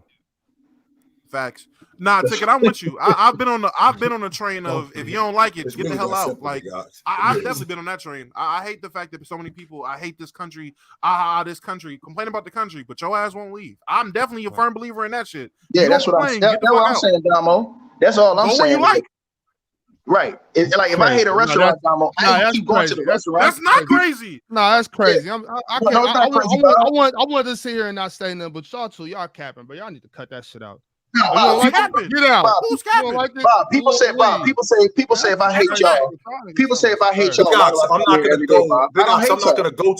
not gonna go to a restaurant that serves bad food and then they tell me to leave. No, I'm not leaving. Make better food. No. So y'all are comparing going to a stank ass restaurant that you can leave if you want to, as opposed to leaving. I'm not gonna lie, this is a very slippery slope. Hold on, Mars. Are you hearing this, Mars? Are you hearing this? So you can't leave the country if you wanted to. No, I'm because then what do we say about the civil rights activists who could have just left instead of trying to make change? I can do whatever I want. I can go. They should have just left. They should have just left. Yeah, I know. I guess. I'm not talking about fellas. We about to keep it pushing. Hey, Bob, we about to keep it pushing. We about to keep it pushing. So never mind, bro. We're about to keep it pushing. You letting dumb shit slide. Big ways don't want to hear this, Bob. We got move on. Be letting dumb shit slide. Shit is corny. Supreme Chef Kobe said, Ticket, everybody can't just pick up and leave the country. Plus, I never asked to be born in the U.S. We ain't rich like you, bro. If I could, I would. I never said that.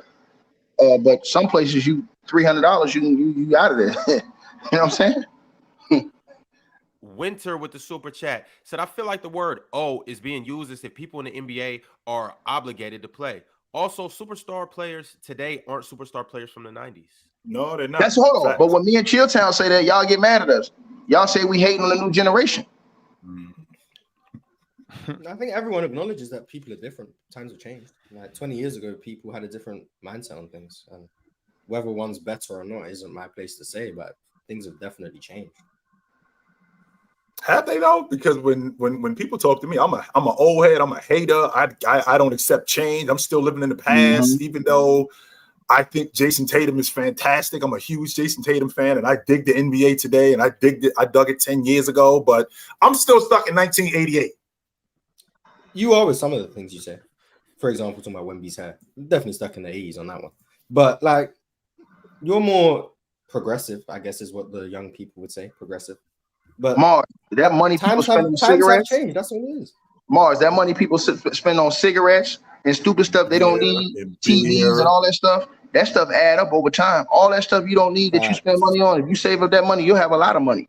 But people spend. I know people that spend money about 3-4 packs of cigarettes every day. You know how much money that is that you wasting? So when y'all say, "Oh, I ain't got no money," look at the stuff you spending your money, the money you do have on. I wish y'all would stop. I wish I would stop making blanket statements and acting like y'all in people's pockets and y'all know what people is going through. You know what I'm saying? Shit is just weird. No, I'm with you. That is true. It's an elitist mindset. It's an elitist mindset, and y'all need to cut that shit out, bro. That's all I'm saying. Bob, what's an elitist mindset, Bob? It's just out of touch reality. Because I'm not trying to hear that, Bob. I'm not trying to hear you telling me that I'm not trying to hear you telling me that you ain't got no money and you complaining about why wages aren't as high. Meanwhile, every month you spending $200 a month on fucking cigarettes. Meanwhile, you spending $250 a month on going out to eat when you can eat at home and save money. Don't talk to me about digging in people's pockets when you complaining about money, when you got bread and you spending your bread on dumb shit and you complaining about not having more bread. Take better care of your bread. I'm just That's saying. a fact. I hear what you're saying. What did you see people doing with the refund checks? What was people doing with the refund checks? Going to buy dumb shit. I'm sorry, Rob. Buying big screens in a recession. Buying Xboxes and PlayStation.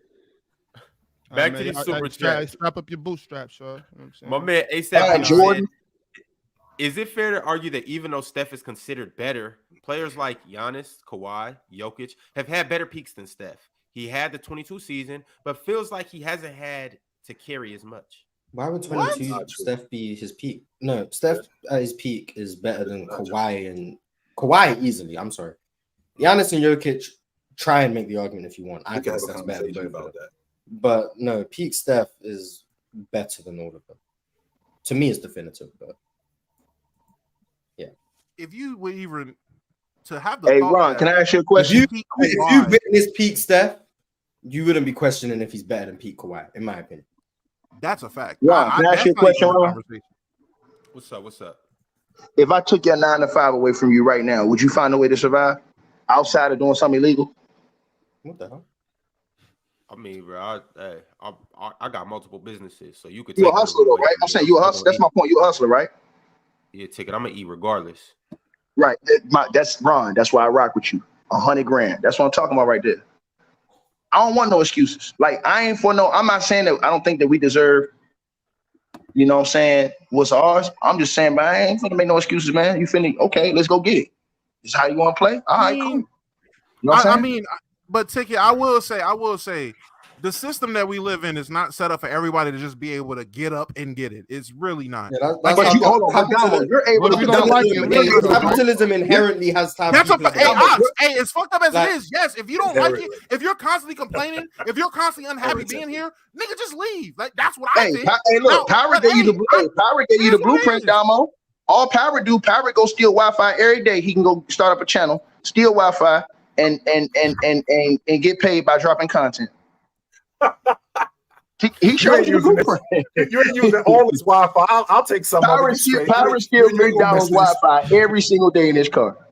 You ain't gonna miss this. You ain't gonna miss some of this Wi-Fi. I could use some of it. You ain't gonna miss it, so you straight. All right, fellas. Shout out to my boy Pelicans. The New Orleans Pelicans. We're gonna go ahead and talk about them. We're gonna break down that roster. We're gonna talk about our projections and what we think they'll do next year. And I'm assuming we'll get into some other things too regarding Pelicans propaganda. But as of right now, I gotta ask everybody right from the top. How many games is Zion about to play this year? 25. We'll set the over-under at 34.5. 34.5. That good line? I got him at 60 this year. That's what I was going to say. He takes this season serious. I was going to say 60. Got him at 60. Yes. Yeah, he worked at Mars. I ain't never seen Zion put this type of work in offseason. I got him going 60 this year, bro. Mm-hmm.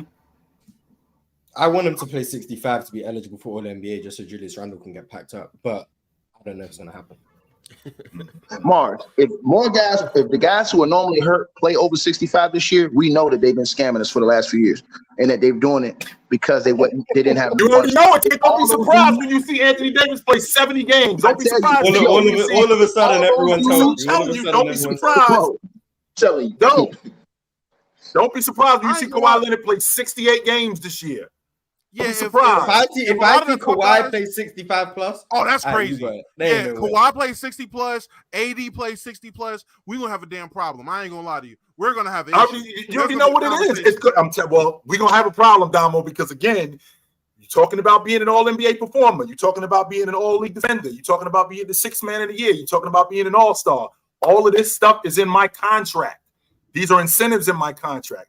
And this is extra bread that I'm going to get when I meet these incentives. So don't be surprised when dudes who wasn't playing back-to-backs are now playing more back-to-backs. Don't be surprised when a guy like Anthony Davis, who played 56 games last year, is at 72 games this year. And you're like, damn, Anthony Davis is healthy. Maybe he always was. Kawhi Leonard playing 66 or 68 games, just enough to meet the obligation to be an all-NBA performer. Why? Because that's an extra $500,000 in my contract if I'm an all-NBA. $1 million. Jaylen Brown got $1 million the other year for making all NBA, and he got an extra bonus on his contract. Yeah, and he got an extra bonus on his contract to where he got to sign for that Supermax because he made the all NBA team. Yeah, man, them dudes, man, they finna play the games, bro. Kevin Durant's up there too because he ain't played like plus 55 or plus 60 games in like 4 or 5 years since he left Golden State. Facts. He hasn't played that much either. So if a lot of these guys are popping up playing 60, and if they're playing like right around 65, 66, 67, that's really going to be sketchy. Facts. It's one thing if AD goes from 55 to 73, 74. All right, maybe you feeling more healthy. But if everybody that was unhealthy or was considered injury prone are all getting around 65, 66, 67 games next year, and the year after that, and the year after that, yeah, conversations will be had. Just so you know, Jimmy Butler, I believe Jimmy Butler in the last 10 years average. I think Jimmy Butler averages 63 games over the last decade. That's what he averages. So don't be surprised if Jimmy Butler ends up playing in like 67 games this year. Don't be surprised. Yeah, that is crazy. Now, Kawhi go out there and still give you 40 games a season. Hey, Kawhi, his knees really do hurt. His knees really do hurt. But hey, look, like I said, man, them guys, it's just strange to me, man, how guys missing all this time, bro, with all the new technology, man. It's like, I never thought we would see that. With all the new technology and sport and science that we got, for guys to not because there's so much bread, Ticket. That's why so much money and there isn't enough incentive. People are more precautionary. They protect their investment. So if there's like a slight like niggling injury, instead of you can play through it because it's fine. What did you? I'm about to say what? A slight what? Niggling. That's an English thing. Right now, it's like lingering. Hey, chill. I bet Doopy changed that. What's poppin', bro? What's up, I'm on vacation, baby. John be in the flesh, baby. John be in the flesh. That's my homie right here. Hey, real quick, just so you know, Dub, when you're on vacation, you don't come to work. What are you doing? Hey, I gotta stop in before the Wi-Fi. Nah, Dub's one of those people who comes into work on his day off just to speak. What are you doing? Listen, chill down. Just to be like, hey guys, I got the day off. Yeah, what are you doing on your day off? Spending time with us, like, go in. That's true. I wanted Chill Town to know if LeBron goes into the Team USA next John, he's doing that all for narrative, bro. It's all clickbait, man. You gotta know that he a narrative chaser, bro. I hate that, bro. He fake legendary. He not a real legend, man. He fake legendary. He's an attention whore. An attention whore. Oh God, this is nuts. He's an attention whore. Y'all be easy though, bro. Peace. Wait, Dub, before you dip, how you feel about Adesanya losing? Oh, I love it. I hate him. He's so corny. And Strickland fought the most perfect fight I've ever seen from a striker. It was beautiful. Defense, counters. It was. I didn't think Strickland was like would ever win a chip. I thought he'll be like a Donald Cerrone. I thought he'd be like Nick Diaz or Nate Diaz. Like it'd be like Diaz's, like a fan favorite. That's it. Exactly. But hey, salute to him. I'm happy for him, bro. But y'all be easy, bro. No, one more question before you leave, Dub. Will Zion Williamson play more than 50 He's on vacation, but this is your fault, Dub. This is what happens when you're on vacation and you show up to work. You walked into work. Hey, this is what happens. By the way, since you're here, go do that right quick. Oh, you forgot to do this last week. Yeah, this is what happens, Dub, when you show up. What's the last question? Will Zion play more than 50 games? No. No. Zion, I'm off the Zion train, bro. Fuck that. He'll probably be in 50 women, but not no 50 games. I got 60 games, Dub. 60? I got 60. I'll take the under. We can bet that. Yeah, I better see Tua talk I better see Tua praise next gridiron. Hey, I better see Tua praise. Tua's a god. Tua's a god. Thank Yo, you. he's Thank you. cooking. Tyreek Hill is wild. Hey, try to tell everybody. Y'all be easy though, bro. Later. All right, Jeff. All right, Doug. Don't get too drunk out there now. Word to the wise, folks. When you're on vacation, do not come to work. That's the idea of being on vacation. Yeah, that's crazy. That's a fact. That's crazy. No, it's not a fact. Always coming to work. Oh my God. Company man ass. Aramis, never mind. I'll leave you alone today. Aramis Jones is not leaving double on today. I'll always be tapped in. He sent in a super chat and said L Dub. Aramis had to tap in for the Pelicans episode. He's the only Pelicans fan. You know he is. It's not a coincidence that he showed up today. He had to tap back in for the Pelicans. Mm-hmm. That's crazy because I haven't seen Aramis in a while. And now we ain't spoke about the Pelicans, so that's fire, Aramis. Hey man, I forgot to say this, man. I don't know if y'all said this or not, man. Hey man, I just want to send my condolences to all the people who lost family in 9/11. Yeah, I forgot to say that, man. I don't never want to forget. Oh shit, that is the day. Yeah. Oh damn. Hey, y'all come up here doing this on this type time? Well, Ron, my morning show this morning at 7 a.m. Doesn't change nothing. Well, at 7 a.m. Pacific Standard Time this morning on my show, No Snooze Button, it was all dedicated to 9/11. So I gave a lot of love to all the victims of the 9/11 attacks this morning. But that does not stop the fact that Dillon Brooks got you niggas shook. All right. So and that was a dub shout out ticket. Shout out to everybody. Shout out to all the 9/11 victims and everything. You guys are still in our thoughts and prayers. But back to the Pelicans, fellas. I want to ask you guys, do you think that they got better this offseason? I mean, they lost. Theory, Trey Murphy tore his Achilles. Didn't Trey Murphy? He got to get meniscus surgery or whatever it is. Oh, damn, I ain't So know so that's already a L for them. And I'm trying to think of. I'm looking at the roster right now. In terms of additions, I don't. Zion's an addition. But I'm of the belief. Brandon Ingram is too. Okay. By the way. I will say this. Because this whole time we've been evaluating teams, it's always been assuming they're healthy. So I'm not even going to play the fact that I don't think Zion's going to play that many games. So assuming they're healthy, yeah, Zion will be an addition. So they're going to be a threatening team if healthy. If this is the roster they're having on paper, they're definitely going to be a threat healthy. In terms of other additions outside of guys that weren't under the Pelicans' payroll before, did they add Cody Zeller? Is Cody Zeller an addition? Cody Zeller was in Miami, so They drafted Jordan Hawkins. They drafted Jordan Hawkins, which I think is a great pick for them. Do you expect them to play? I hope so. They need shooting, especially with Trey Murphy out. Jordan Hawkins is probably the best shooter on that team. I mean, like 3-point shooter right now. How often from three? Yeah. From a spot perspective, yeah. Like, but I get what you're saying. I'm just talking about like space with Zion, someone who could just catch and shoot. Like, he's probably the best option they have. So you think he plays this year over Dyson Daniels, obviously Herb Jones? I expect Dyson. Jose Alvarado. Jose, he's like an average shooter. I'm just saying play. I don't know how much he's gonna play, but I'd expect like 12 to 15 minutes a game for Jordan Hawkins. Probably. Okay. But I'm here. I'm a Dyson Daniels guy. I have faith in the Dyson Daniels second year jump. That's who I got stock in. So I'm hoping he can come along. His outside shot was non-existent last year. So what happened with KPJ? This boy out here tripping again. Oh my God! What happened with KPJ? Should have traded this man. Someone just said he's arrested. You should have packed him up. Whatever. KPJ. Wait, arrested for what though? Kevin Porter Jr. Let's see what it was for. Domestic violence. Oh my God. You know them in the strippers stay with them jailbirds.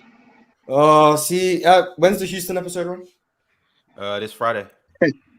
Didn't somebody with the strippers get caught with a gun? They're in the same division, by the way, Miles. If we talking about all the teams out of a hat, and I just happened to pick Houston last, which is ironic because Houston's gonna come last. Okay, buddy. Yeah. Crazy. Well, on the Spurs? At least KPJ won't be playing for Houston next season. Got one of my wishes. Oh, he'll be all right. Birds of a feather flock together. He'll be all right. Depending on what the league do with him, Hey, look like a man gonna get some minutes after all. I mean, we don't know yet though. We don't know like really. Miles Bridges got a lengthy suspension, so yeah, KPJ. He was out the whole season. But what I'm saying is we don't what Miles Bridges did. Oh, we don't. I'm about to say we don't know. We don't know like the situation. Just on the surface, domestic violence is. I mean, yeah, but domestic violence doesn't necessarily mean you put your hands on your spouse. It could have been we had an argument and I ain't wanted to escalate and the cops got called. Accused of assaulting his girlfriend. Yeah, that's we'll see what happens though. We'll see. His girlfriend's a WNBA. Bro, Bob, they suspended the Michigan coach for text. So, but still, those just because, and once again, those are completely different situations. That's Michigan. This is Texas. We don't know what happened, so let's just wait and see. No, I'm with you. I'm with you. I'm just saying that you seen a guy get suspended without pay. What was he texting that girl? So when we say, "Oh well," he's accused of beating her up. That's the word. I'm talking about the Michigan coach. He said Michigan State coach. Yeah, he told the truth. He said he texted her his beef. He said he texted her his beefcake. He told the truth. Okay, he said he texted her his beefcake. So I mean, the laws have changed. But he said it was consensual. His what? No, I'm saying, but he said it was consensual. That's the thing. He still got suspended. He's not looking good for KPJ. Right his old ass ought to know better. I mean, shit. Once he worth 95 million contract. Once you get past the age of 16, stop sending dick pics. You know what I'm saying that was high school shit. You know what I'm saying? I stopped doing that. We won't do that no more. Man, Ron got quiet. Ron, you still be doing that, Ron? You got real quiet. I want to talk about the Pelicans. I don't want to talk about none of that, man. Come on, Ron. Man. Let's talk about the Pelicans, y'all. Let's talk about the Pelicans. Where do we think that they'll finish the season? How do we think that they'll do during the regular season, man? What seed do we see them ending at? 5. I'm gonna say 6 or 7. I was gonna say 6 or 7 seed. What's the ceiling though? Like best case scenario, what could you? 5 seed. Number 1 seed. The best is the ceiling. Yeah, I could see them being the 1 seed. How could you see them being the 1 seed, Mars? If they're fully healthy, if I predict Denver to not coast but take the regular season a bit more lightly. Memphis missing Ja Morant for 25 games. I expect them to have a more slow start. They were the 2 seed last year, I think. The Kings playing team, so they're packed up. Then you got the Clippers and the Suns. I expect the Clippers to not be healthy, so I don't think they'll be a 1 seed. The Suns with Kevin Durant being 35 and Bradley Beal missing time the last 2 regular seasons. I think there's going to be a lot of load managing going on for them. Golden State just don't move me at all. The Lakers, I think, are probably going to go through some load management with LeBron being 39.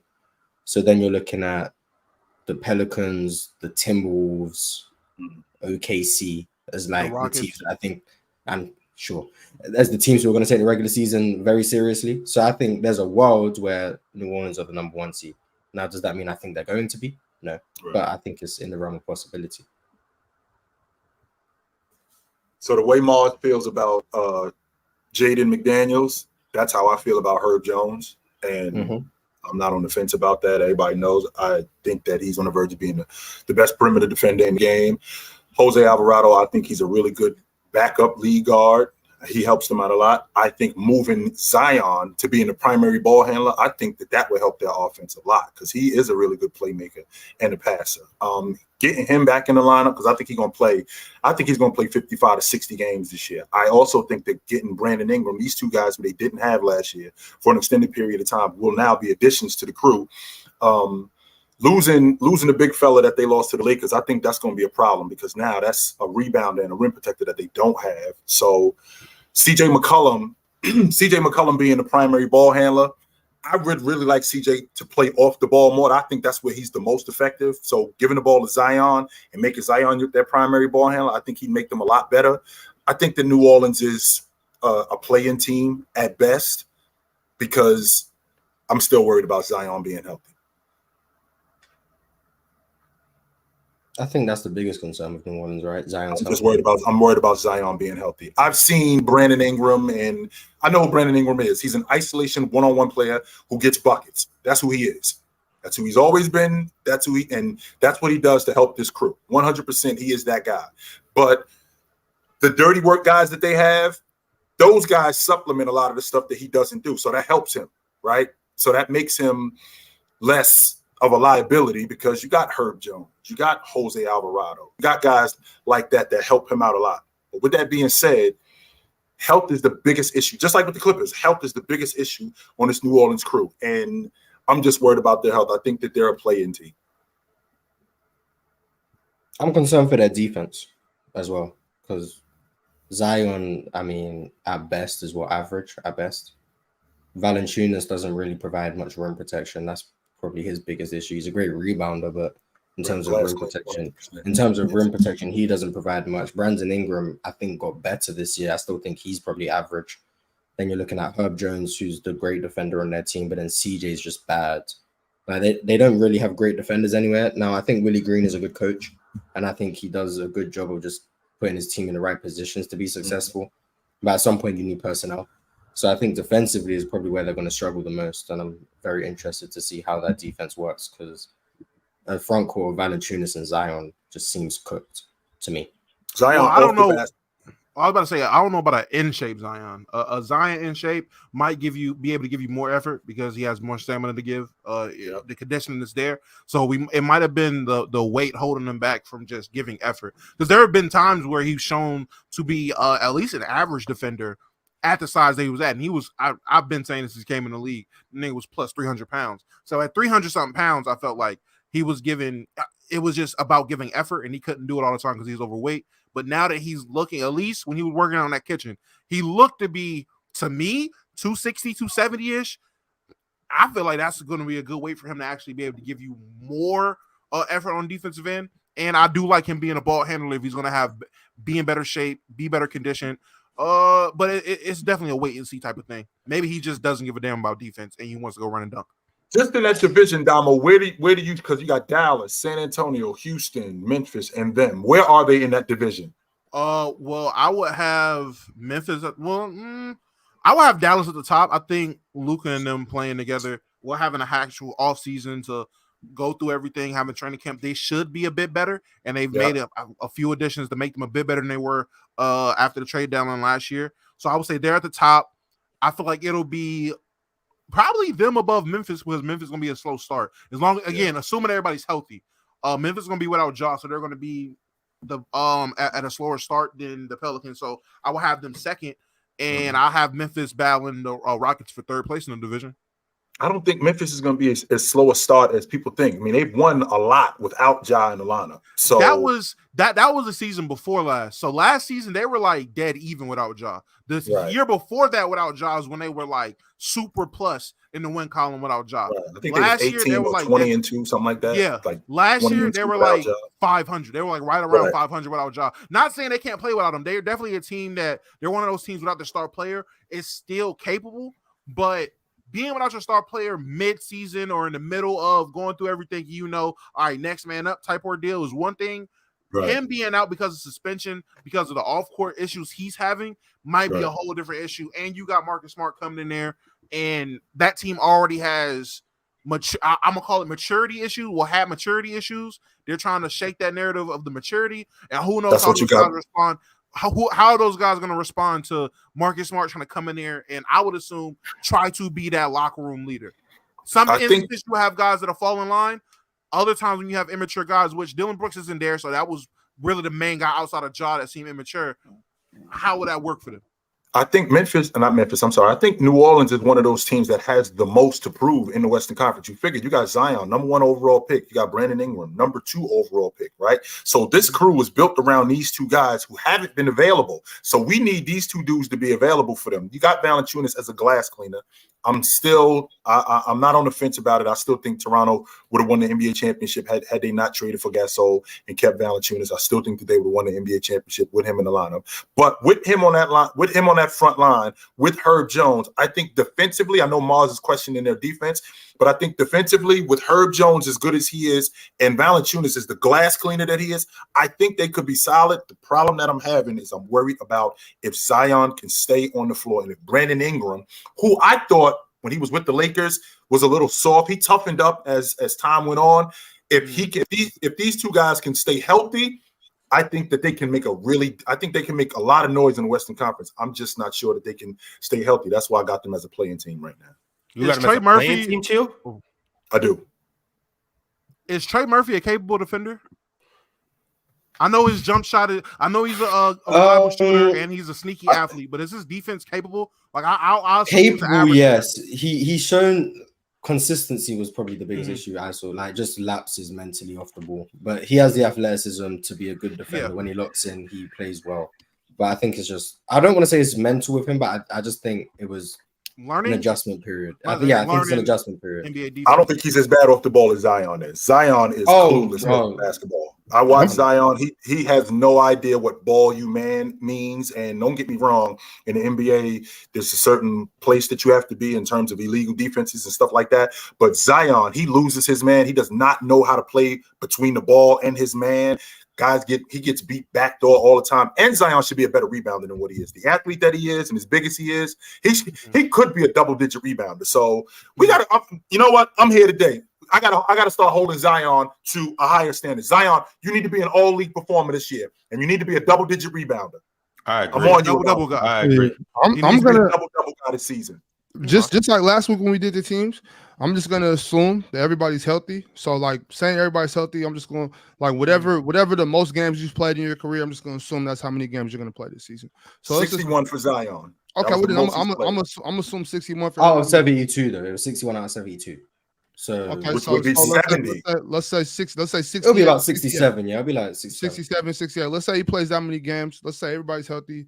Like the Pelicans have one of the best big threes, if you ask me, between CJ, BI, and Zion. I could easily see the Pelicans healthy being a top 4 seed in the West. I think Memphis is kind of out of that. The West is really stacked, but like I was talking about last week, a lot of the better teams probably aren't going to play as many games, even if they are healthy. So I could see the Pelicans really making a lot of noise. I think they'll probably be a top 5 seed, everybody healthy. And I'm not concerned at all with anything that happened with Brandon Ingram this summer. Like that doesn't hold any weight to me as far as what I think he's going to do this season. I just think it was just, I think it was a bad time, bad slump. Shit just wasn't going right for him on and off the court. It was just a bad, just a bad go. But I'm not gonna let this summer, these couple weeks of this tournament determine what I think his career is going to be. I'm pretty sure he's going to be all right. I think the Pelicans are a problem, a big problem. I feel you. Yeah, chill. I was going to say with the whole Zion should be a double-double guy.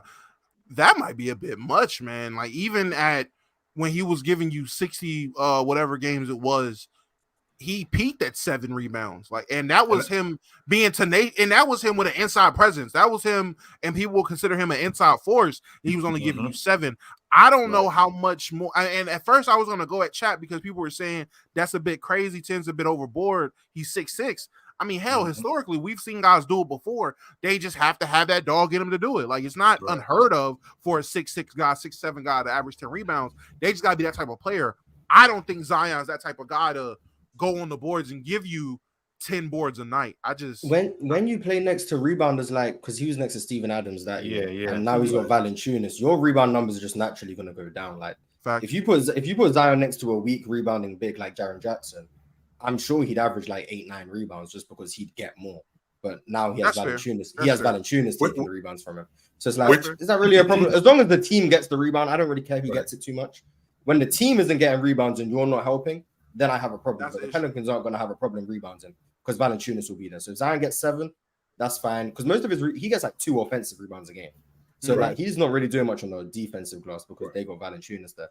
So and his offensive rebounds, he gets his own putbacks. Like that's the value he brings. So I'm not looking at like 10 rebounds. I'm just looking at motor on that side, actually boxing out, crashing the glass, all of those things. Whether or not he comes down with it is like secondary to me. Effort more than anything. Mm-hmm. Effort more than anything. And since you brought that up, Mars, that's really interesting because I look at a guy like Josh Hart. I mean, Josh Hart is a rotation guy. He averages 8 rebounds. He's smaller than Zion, right? So if and Damo, you said that he averaged 7 rebounds. That was in year 2, right? So him averaging 7 rebounds in year 2, I'd like to think that he's gotten better, right? And he's taken a little bit better care. Comments Domo just read. I know he's taken. It looks like this season coming in that he's taking a little bit better care of his body. So if he's taking better care of his body, he should be able to stick his nose in there and rebound a little bit better, right? And if he can rebound a little bit better, I know that Valanciunas. It's not ridiculous that a guy is running along another guy averaging a double-double. So if Valanciunas, I think Valanciunas over the last 4 years is averaging 11 rebounds. I think that Zion running with him could help him on the backboard, and he can average I think he can average a double-double considering the athlete that he is, considering his motor.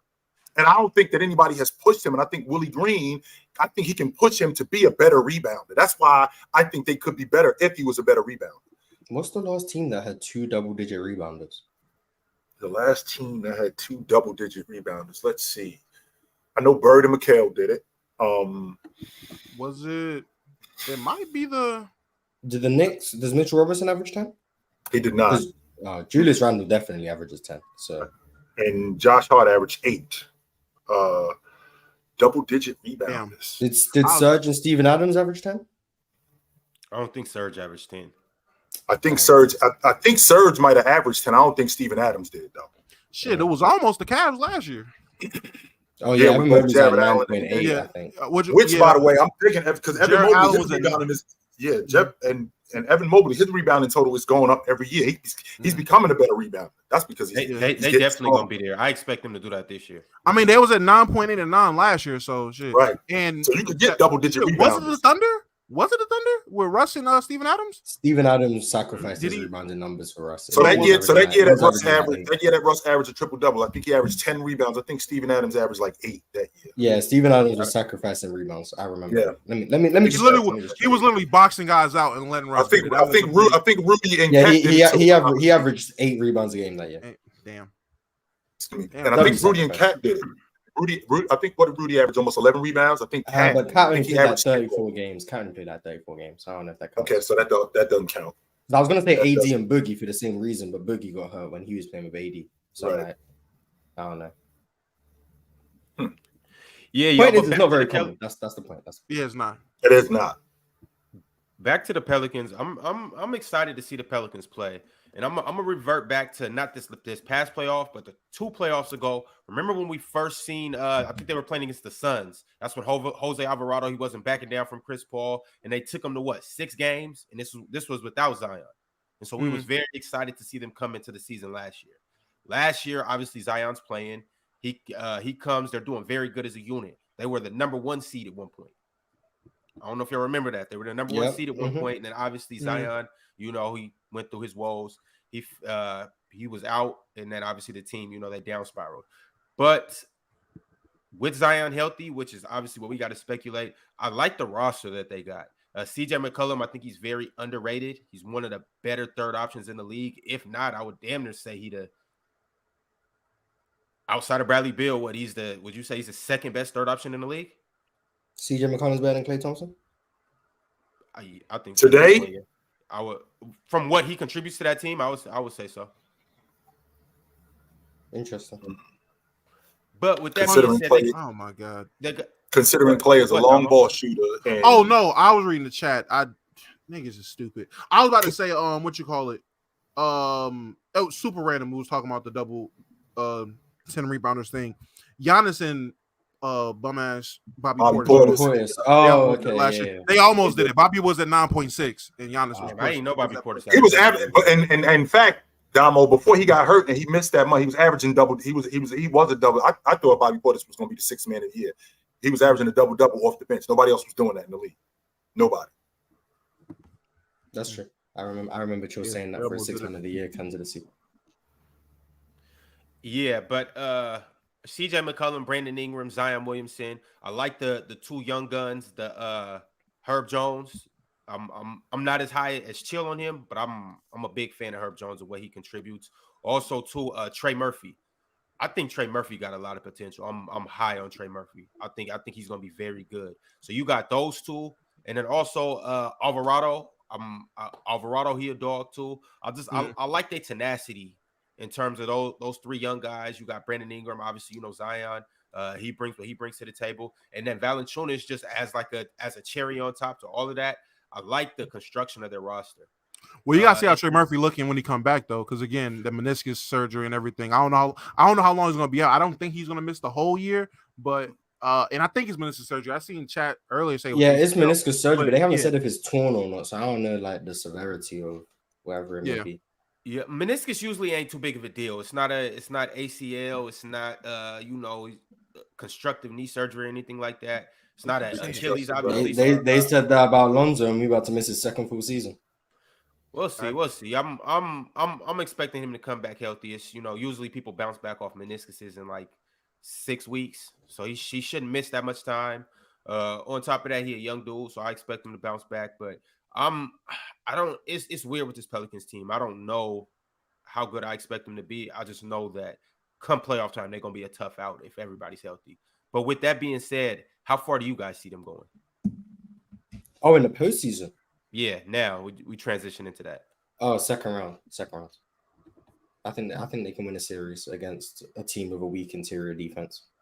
But if they play against a team I think Memphis would destroy the Pelicans in a series, for example.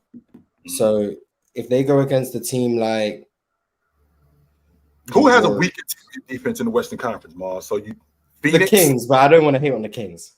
But so I'm trying to think of another team that isn't the Kings so that I can not hate on the Kings. So Golden State that has weak interior defense. Weak interior. You could argue Golden State with Kevon Looney and Draymond Green. Yeah, the Nuggets would still cook them, but they do have a weak interior defense. OKC, I think OKC would be a bad matchup. Nah, you don't know about Chet. You don't know about Chet, man. Zion against Chet. Yeah, I'm cool. I'm happy. I'm sorry. You'll take that one.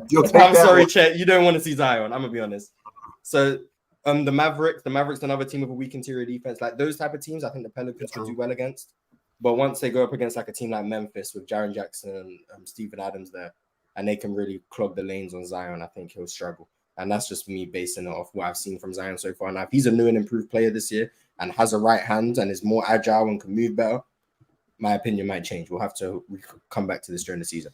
But as keep of now, my fucking team out your mouth. I went for other teams other than the Kings. I said OKC and Dallas. But yeah, those teams I think they can beat. But I think they'd lose to like a Memphis or the Lakers or Golden State, for example.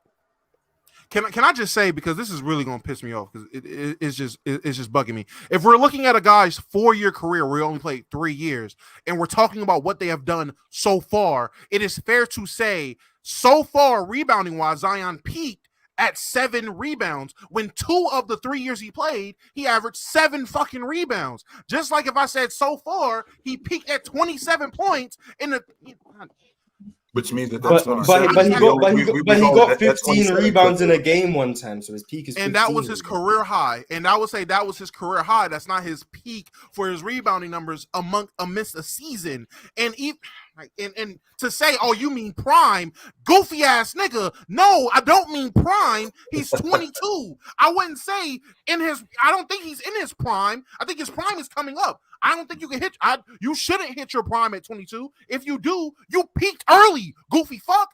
I'm sorry. I had to get it off because I feel like chill. It's been a plethora of comments that just made no sense. And I just had to point it out. I don't. And if you think I'm emotional, I'm gonna invite you up here just like Chill Town invited Buddy. Please come up here and prove me wrong. Yeah, I don't. The chat's been getting a lot of attention today. I'm not gonna lie. It's like 4 times. Niggas on their knees double fisting talk about I'm emotional. You've been double fisting me for the entire episode, buddy. Relax. I do my best to stay away from the milked. You're milking me dry, gang. All right, Dabo. Let him breathe. To answer your question, Ron. To answer your question, I think they're a play-in team. But assuming Zion and Brandon Ingram give me 60 games, they could very well be a top 5 seed. And if they're a top 5 seed out west, I mean, I don't think they can beat Phoenix in round 1. I don't think they can beat the Clippers in round 1. And those are the teams that I'm thinking about that are in that 4, 5, 6 range. I don't think that they could beat the Warriors in round one. And even if New Orleans frontline defense or their front line as big as it is and as tough as they are, I think offensively, I think that they do have trouble. I think defensively they do have trouble with teams like the Golden State Warriors on the perimeter. I do think that they will have trouble with a team like Phoenix if they were able to put that thing together. I think that they would struggle against Phoenix. I think that would be like a 6-7 game series, but I think Phoenix would get them. I think the Golden State Warriors served them. I don't think that I think the Warriors just handled them in like 5 games. And the reason why is because I feel like on the perimeter, I don't really feel like they can match what Golden State brings. Just on the perimeter alone, because I feel like how Golden State moves the basketball, I feel like defensively on the perimeter, even with who am I thinking about? Even with Jose Alvarado, even with Herb Jones, I just feel like on the perimeter overall, I don't think that those dudes can make up for the mishaps that the rest of the crew has. I agree. Facts. So what's the furthest you guys can see them going? Second round. If they get a favorable matchup, I think that they can get out of round one. But if they got to see the Warriors, if they got to see Phoenix, or they got to see the Clippers, we're barring health issues, Ron. If they got to see these dudes, I think they bounced in round one. I don't think they lose. I think they're bounced in round one. For sure. Yo, Ticket, how you feel about the Pelicans and how far they could possibly go in the playoffs? I don't think we got Ticket. We would have Big Ox if we was talking about the goddamn Kings. I bet you that. Yeah, he heard the Kings came back. Yeah, he came right back, didn't he? It was like we was talking about his kid. I'm still here. I've been here. It's like we was talking about his son or something like that. Boy, we brought up the Kings. Boy, keep them up, man. We only talked about the Kings for 2 seconds. I've been here all show. Man, we was on the Kings. We had a whole show about the Kings. Yeah, about time. Usually the Laker media cartel wouldn't allow us to do something like that. About time. But I think the Pelicans are very competitive. I think their ceiling is very high. It's just all about health with them. And assuming, like I said, everybody's healthy, I could see them easily getting to a second round in the playoffs. Easily? I mean, well, just as easy as anybody else, you know. I mean, it's never going to be easy no matter who you are. I mean, unless you're like the 17 Warriors or, you know, one of those great teams, you know, like the Lakers back in the day or something like that. But other than that, though, I can see them doing it just as easy as anybody else. Nobody wants to play. I don't think if I'm coaching any team, I don't want to play the Pelicans. I don't want to have to handle Zion. There would be I and CJ. I definitely don't want to play them. Valanciunas is, you know, he could control the paint with the boards and whatnot. So I don't think the Pelicans are a team that anybody's asking for. You know a team that no one's asking for ever? The bum-ass Knicks. That's a team no one's ever asked for. The Knicks. Whoa. Awful. Our whole lives. Everyone up here whole life, probably except for Chill. No disrespect, OG. They've been awful. Everyone up here's whole life. Just no, that's not a little tidbit up there. Even when True was True, did you see the Knicks win a championship? No, not in my lifetime. See? They got close. They lost to the Rockets in '94. No, where did that come from, though? Don't worry about it, Ox. Someone in the chat said they weren't coming up unless someone disses the Knicks or Kobe. Domo decided to. And I would never disrespect my guy Kobe. I'm a Laker fan. Yeah, so but the Knicks, bums, fucking awful. But anyway, that neither here nor there. Oh, and y'all right. Shaq was in his prime by 22, but that doesn't defeat my point. That's not normal. It's not normal. Shaq was not a prime basketball player. No. At 22 years old, Shaq was not in his prime. I'm just saying, numbers-wise, from 22 to 30, his numbers like around. He averaged between at 22, he was giving you 29, and I was even looking around at rebounding numbers, defense, everything like that. Maybe that wasn't there. All of that was consistently the same from 22 to 30. All those numbers were consistently the same, and then it dropped off. So I would say from 22 to 30, I feel like he was in his prime as a basketball player. I feel like he was in his. I feel like he was just bigger and faster and stronger than a lot of the guys when he showed up in 1992. I just feel like by year 4, so like the year after they lost to the Rockets in the finals, I think when they lost to the Bulls in the East Finals, I think that's when he was entering his prime. I feel like at that point he was getting smarter as a basketball player, and plus, when I think about a guy in his prime, I don't think about a guy just putting up numbers. I look at a guy in terms of his game. How does his game, what does this guy look like at this point that he did at this point? So a guy in Shaq in 1999, he's a way different player than he was in 1994. He is not close to the same player that he was in 1994 that he was in 1999 or in 2000. He had a better jump hook. He had a left-handed jump hook. He had a right-hand jump hook. He had a fall away on the baseline. He was a better rebounder. And then when you look at the numbers, you'll go, well, he was averaging 13 rebounds a game in 1994. Well, it's a difference. He was a better rebounder in traffic in 1999 and in 2000 than he was in 1994. So when I think about a guy in his prime, I think about a guy understanding the game more. I think about a guy playing the game. I think about how his game translates from this to that. I think about a guy's basketball IQ. So Shaq just at 22 years old, averaging 29 a game. Nah, he just was bigger, faster, and stronger than everybody else. He was just that good. But when 1995, 96 showed up, I feel like that's when he started to enter his prime. He was more of That's fair. Yeah. That's fair. I just know if you tell me what it would take for you to do something and then that thing happens and I don't pull up and do it, I would think, I feel like people would say I'm ducking. So I'm just saying. It's great as your buddy OG to chill. I guess he is. I guess he is because literally all episode just I'm not gonna go there because I was told to chill. But yes, I guess he is. But don't tell me, talk about the Knicks or Kobe, and I talk about how trash the Knicks have been my whole 26 years on this planet, how awful they've been, and you just reply with, "Oh, his mic looks funny." Oh. All right, buddy, you're a pussy. How about that?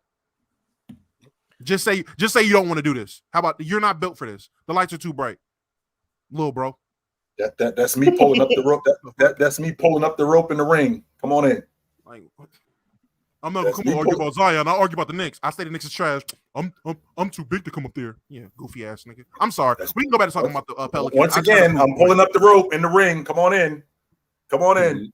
I played on your terms and you ducked. Come on in. You're a little bro. Pulled up the rope. You're my little bro. Just because you're scared to come up after saying you would come up. What it would take for you to come up? I entered your conditions. I played by your rules, and you still won't come up, little bro. You're scary. The light's too bright. It's all right. That's why like I said, I don't bother with the chat. That's not to say that the chat isn't important. I don't bother with it too much. I love the chat. I wouldn't be here for. I have the chat open on the whole screen. I just be reading it the whole time. Yeah, I don't have a problem with the chat. I don't really bother with that stuff too much because a lot of that stuff is, them dudes. Like we had a Big Ox and I was on Chill with Chill, and a lot of these dudes, they come up on the show, and then when they come up on the show, you'll see them come on the show, and then it's like, but in the chat, they just steady rattling. They come up on the show, and a lot of the logic is because I said so. I'm like, well, okay, because you said so is not an answer. No, I'm good. No, I don't know, man. Buddy came up here. Buddy OG came up here and manned you to death. I ain't gonna hold you. Buddy came up here and stood on business. No, that was. Buddy's a rare exception. Buddy earned my respect on that one. He pulled up and was on timing. I give him that one. Other than that, though, crazy. I've seen too many times people want to smoke in the chat and then they pull out, "Oh yeah, I got a lot of respect for you guys." Like, nah, I'm good. Where was this? But hey, man, I'm straight. I gave people invitations on Twitter Spaces. They pulled up and folded. I gave people invitations to come up on the panel. They folded. Niggas is little bros to me, man. This is crazy. Yo, and a virtual nookie. That's literally what it was, bro. You gonna nah, bro? You talk about the Knicks or Kobe? I'll come up there. I'm not gonna disrespect Kobe as a Laker fan. So I'm gonna talk about them bum ass Knicks. And what do you say? Oh, Ron's just gonna kick me. Ron gonna kick me. That's what you say when you're pussy. That's what you say when you're scared. I realize that's what chat says when they realize they bit off more than they can chew and realize shit gets real. Like shit actually gets active. Like sometimes the shit you type has consequences. Like you have to back it up. And all I'm saying is just come up and defend the fact that you were wrong about the prime peak argument, which is stupid in itself. And you're too scared to do that. You want to turn it into, I won't argue prime and peak. I'll argue about the Knicks. And you don't even want to defend your weak ass team. Goofy. Defend them. Yeah. I wish a nigga gave me opportunity to come up and talk about the damn Lakers. For real. You already gave him a virtual noogie. You finna give him a virtual swirly too? For real. All of it. Virtual swirly, virtual noogie. Virtual, what's the shit when you put your finger in your mouth and put it in the ear? What the fuck is that? It starts with a Wet W. Willie. Wet Willie. Yeah, a wet Willie. I'm giving this nigga greatness, the biggest wet Willie of all time, the biggest virtual wet Willie. That's what this is. Pause. Matter of fact, unpause. Resume. Fast forward even. How about that? Net span, then come through then. How about that? How about that net span? Come through right now. How about that? We will stop what we're doing right now. I dare you to come through here and cook him. I dare you. First I'm not on the fence about it. I'm not saying maybe. I'm not saying possibly. I dare you to come up here and cook him right now. I dare you. The fact that he said he's going to try to cook me 3 the hard way lets me know he's going to come up here. Pull up, next man. Pull up. Come through. He's going to call Ticket for help because he's using Ticket pull up right now. He's not built for that. Pull up and come cook me. I have no idea what's going on right now. I'm sorry. We were talking about the Pelicans. I do. My problem with it, and this is why I don't really bother with the chat. It's like a show. Like you dudes come to a show to see the show. You want to be part of the show? We will make you part of the show. It's like you don't ask dudes when you playing basketball. They don't pull people out the crowd and go, yo, I bust your ass. No, you are in the crowd to watch the show.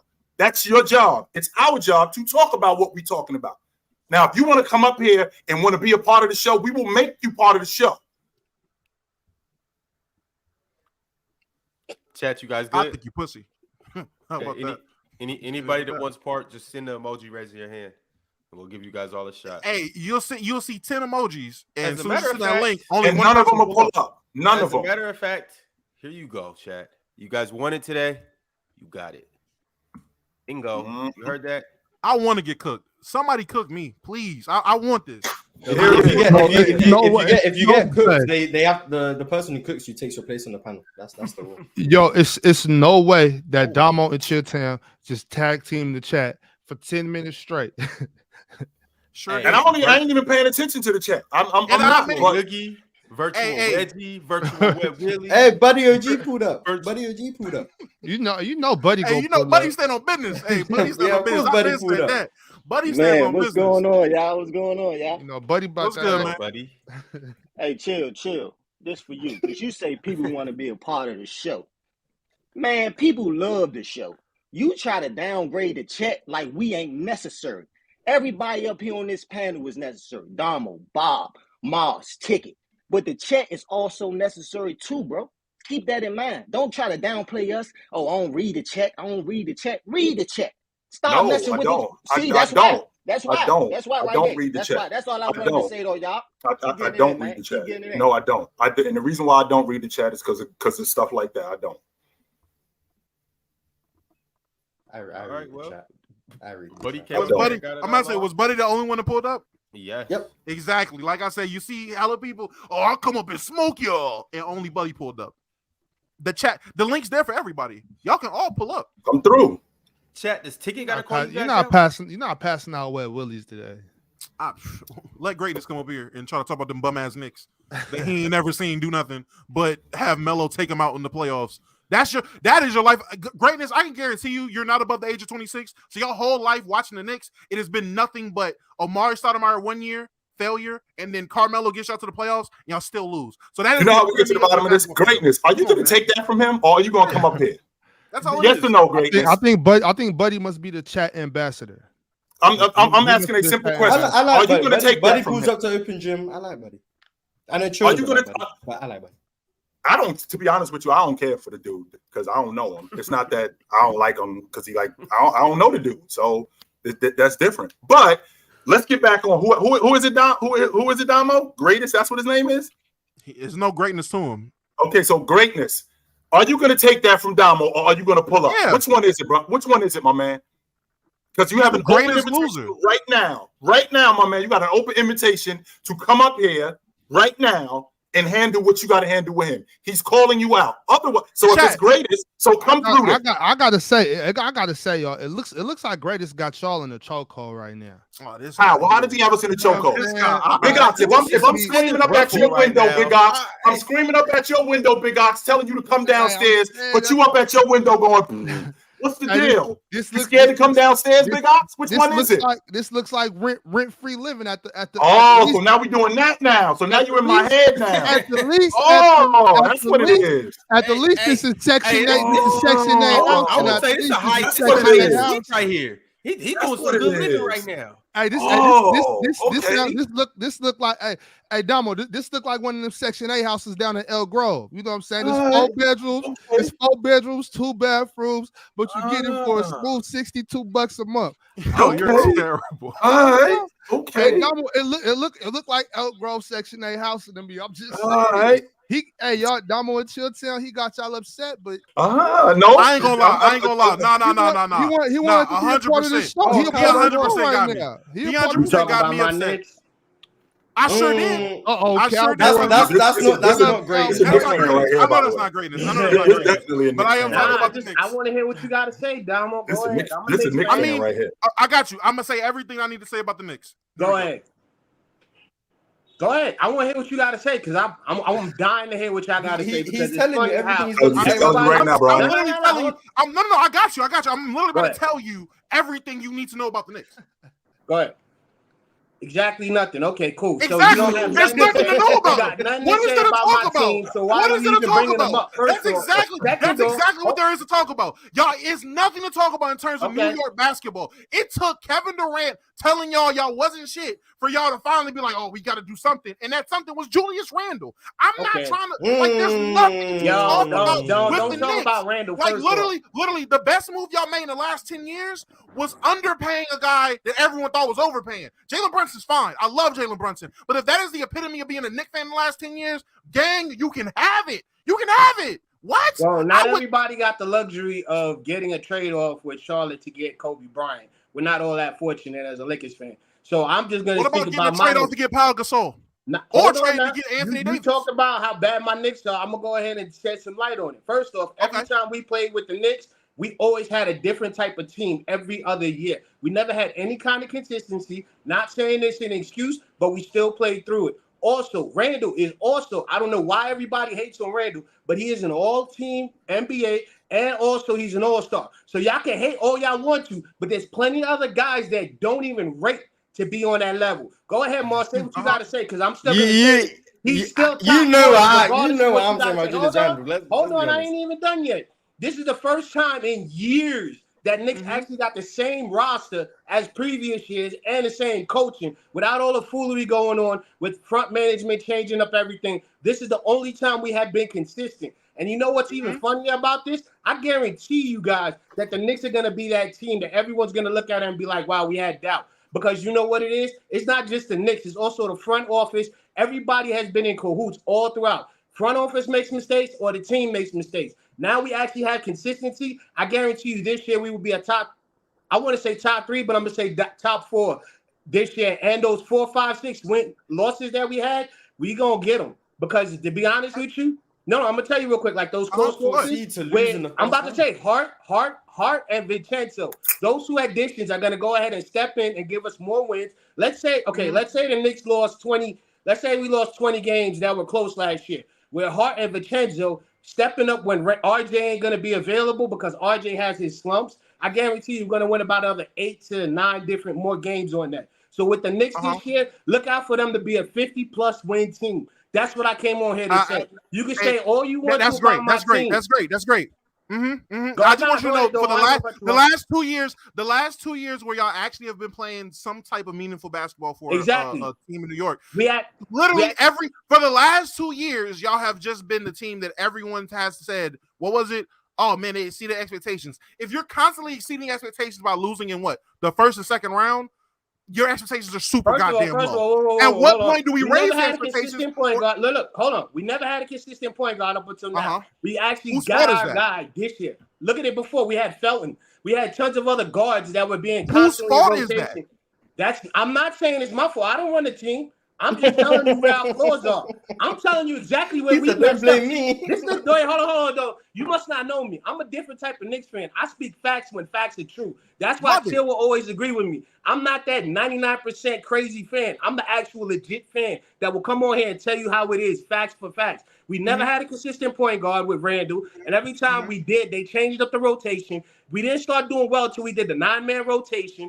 And on top of that, to be honest with you, adding Vincenzo to replace Obi Toppin will help us offensively when RJ's off. And look at Quickly. Quickly's also going to be even better this year because he got hurt last year when he was in the running for 6 man. So I'm telling you, the Knicks are going to be a 55-win team this year.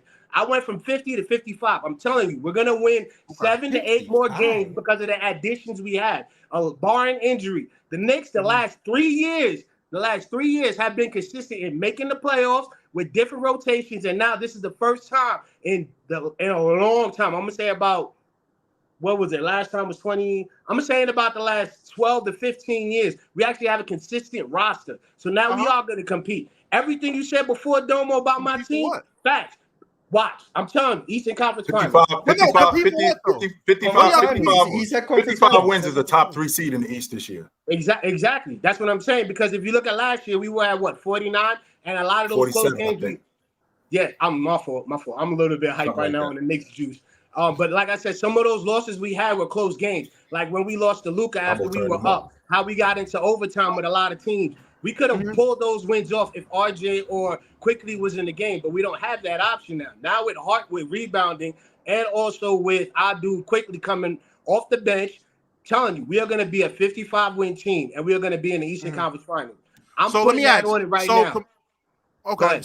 So Bucks, Celtics, and then y'all. Those are the 3 contenders coming out the East this year. I don't honestly, to tell you the truth, I don't even think the 76ers is going to be up there. Given what they're giving, they're going to be fighting with us for that seed. No. I didn't say Sixers. I said Bucks, Celtics. Okay, Celtics. Okay. Celtics. So after the Celtics, it's the Knicks. After the Celtics, it's the Knicks. Y'all are over the Sixers. Y'all over Cleveland, over Cleveland, over Philly. I honestly think this is where a lot of people are going to go, wow, he's jumping off the deep end. But I honestly think the Bucks aren't going to be the top seed. I think it's going to be Cleveland.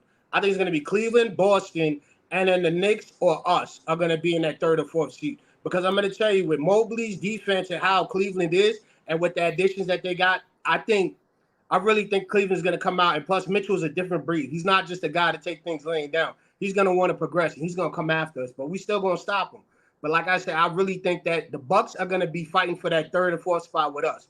I really think it's going to be Cleveland and it's going to be Boston. Those are going to be the top 2 seeds in our division in the Eastern Conference. And then it's either going to be the Knicks or the Bucks. You call me crazy, but I'm telling you, those losses that we had, about 7 of them were close games. Had we had the actual consistency to maintain what we were doing, we would have won. How we lose games with the last 45 seconds or the last 2 minutes giving up 3-pointers and fouls, and then Obi Toppin looking at the ball running out of bounds. Like, we had a lot of inconsistencies. I ain't mad at that, but I'm telling you, with what we added this year and what we have the potential for, 55-team win. I feel it. Let me ask you, do you feel in this whole debate that we had, do you feel like yelled at you? Nah, I'm just saying, I appreciate you. I appreciate the hate because you know what it is. You ain't yell at me. You just put me in check because you are speaking facts. The Knicks. Did I scream at you? Did you feel I was being emotional and unstable? When you talk about my Knicks, I will appear. When you talk about my Knicks, I will appear. That's how I am. Okay. I'm always that dude that's gonna pop up. When I hear Knicks talk, I'm here. Let's go. My man stood on business. That's what it sounded like he did. He stood on business. Because at the end of the day, the Knicks have problems like any other team, but the problem isn't just the front office or the team. It's everything. But the thing is I'm telling you, this year we have been consistent in the last 12 to 15 years.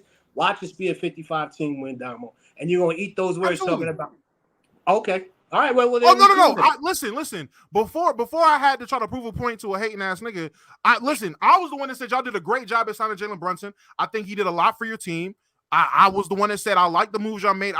Josh Hart was a Laker. He was drafted by the Lakers. I knew Josh Hart's game. I liked him. I was mad to see him go. I think that was a good addition for y'all. Even though I give Julius Randle a lot of shit, I still applaud him for He's our dog. I applaud him for giving y'all some form of relevance. So you coming up here and standing on business, absolutely respect it. I just want to try to prove a point to a nigga that claimed if I talked about the Knicks, he would come up here and you had to defend him. So thank you for standing up for your Knicks, unlike some other punk ass fan that claims to be a fan of the Knicks. I got one more thing to say because most people know me as a Josh Hart supporter. I only know that Josh Hart is going to contribute enough to get us those close wins we need because his main game is rebounding. And with Vincenzo scoring, that's going to get us back into those games. Because if you really look at Josh Hart is a very good defender and a rebounder. The only problem I really have with the Knicks is Brunson grabbing rebounds. That dude should not be grabbing any kind of boards. He should be doing assists. So for me, as a Knicks fan, I'm telling you, 55 wins. And any other Knicks fan up here that got some other smoke saying that they know better. No, all of that is false. This is what we are. We are this team this year, and I guarantee you we're going to be 3 or 4 seed. I told Brian anytime he talked to me, if he ain't got the hat on, I'm out. He can't talk. Exactly. See, that's why I always got. I'm getting a new one at the end of the month, man. What color should I go with? Should I go with blue? I'm feeling blue. Word. I'm definitely feeling blue. Word. All right, cool. Since I talked to him, I told him, I said, whenever I talk to you, if you ain't got that hat on, you out of here. Oh yeah, and Ticket. That's the only way we gonna talk. You lucky I didn't get on here when you were talking that smack about defensive players, because I was trying to tell you when you had that whole problem with that dude from Charlotte. I forgot his name, Miles.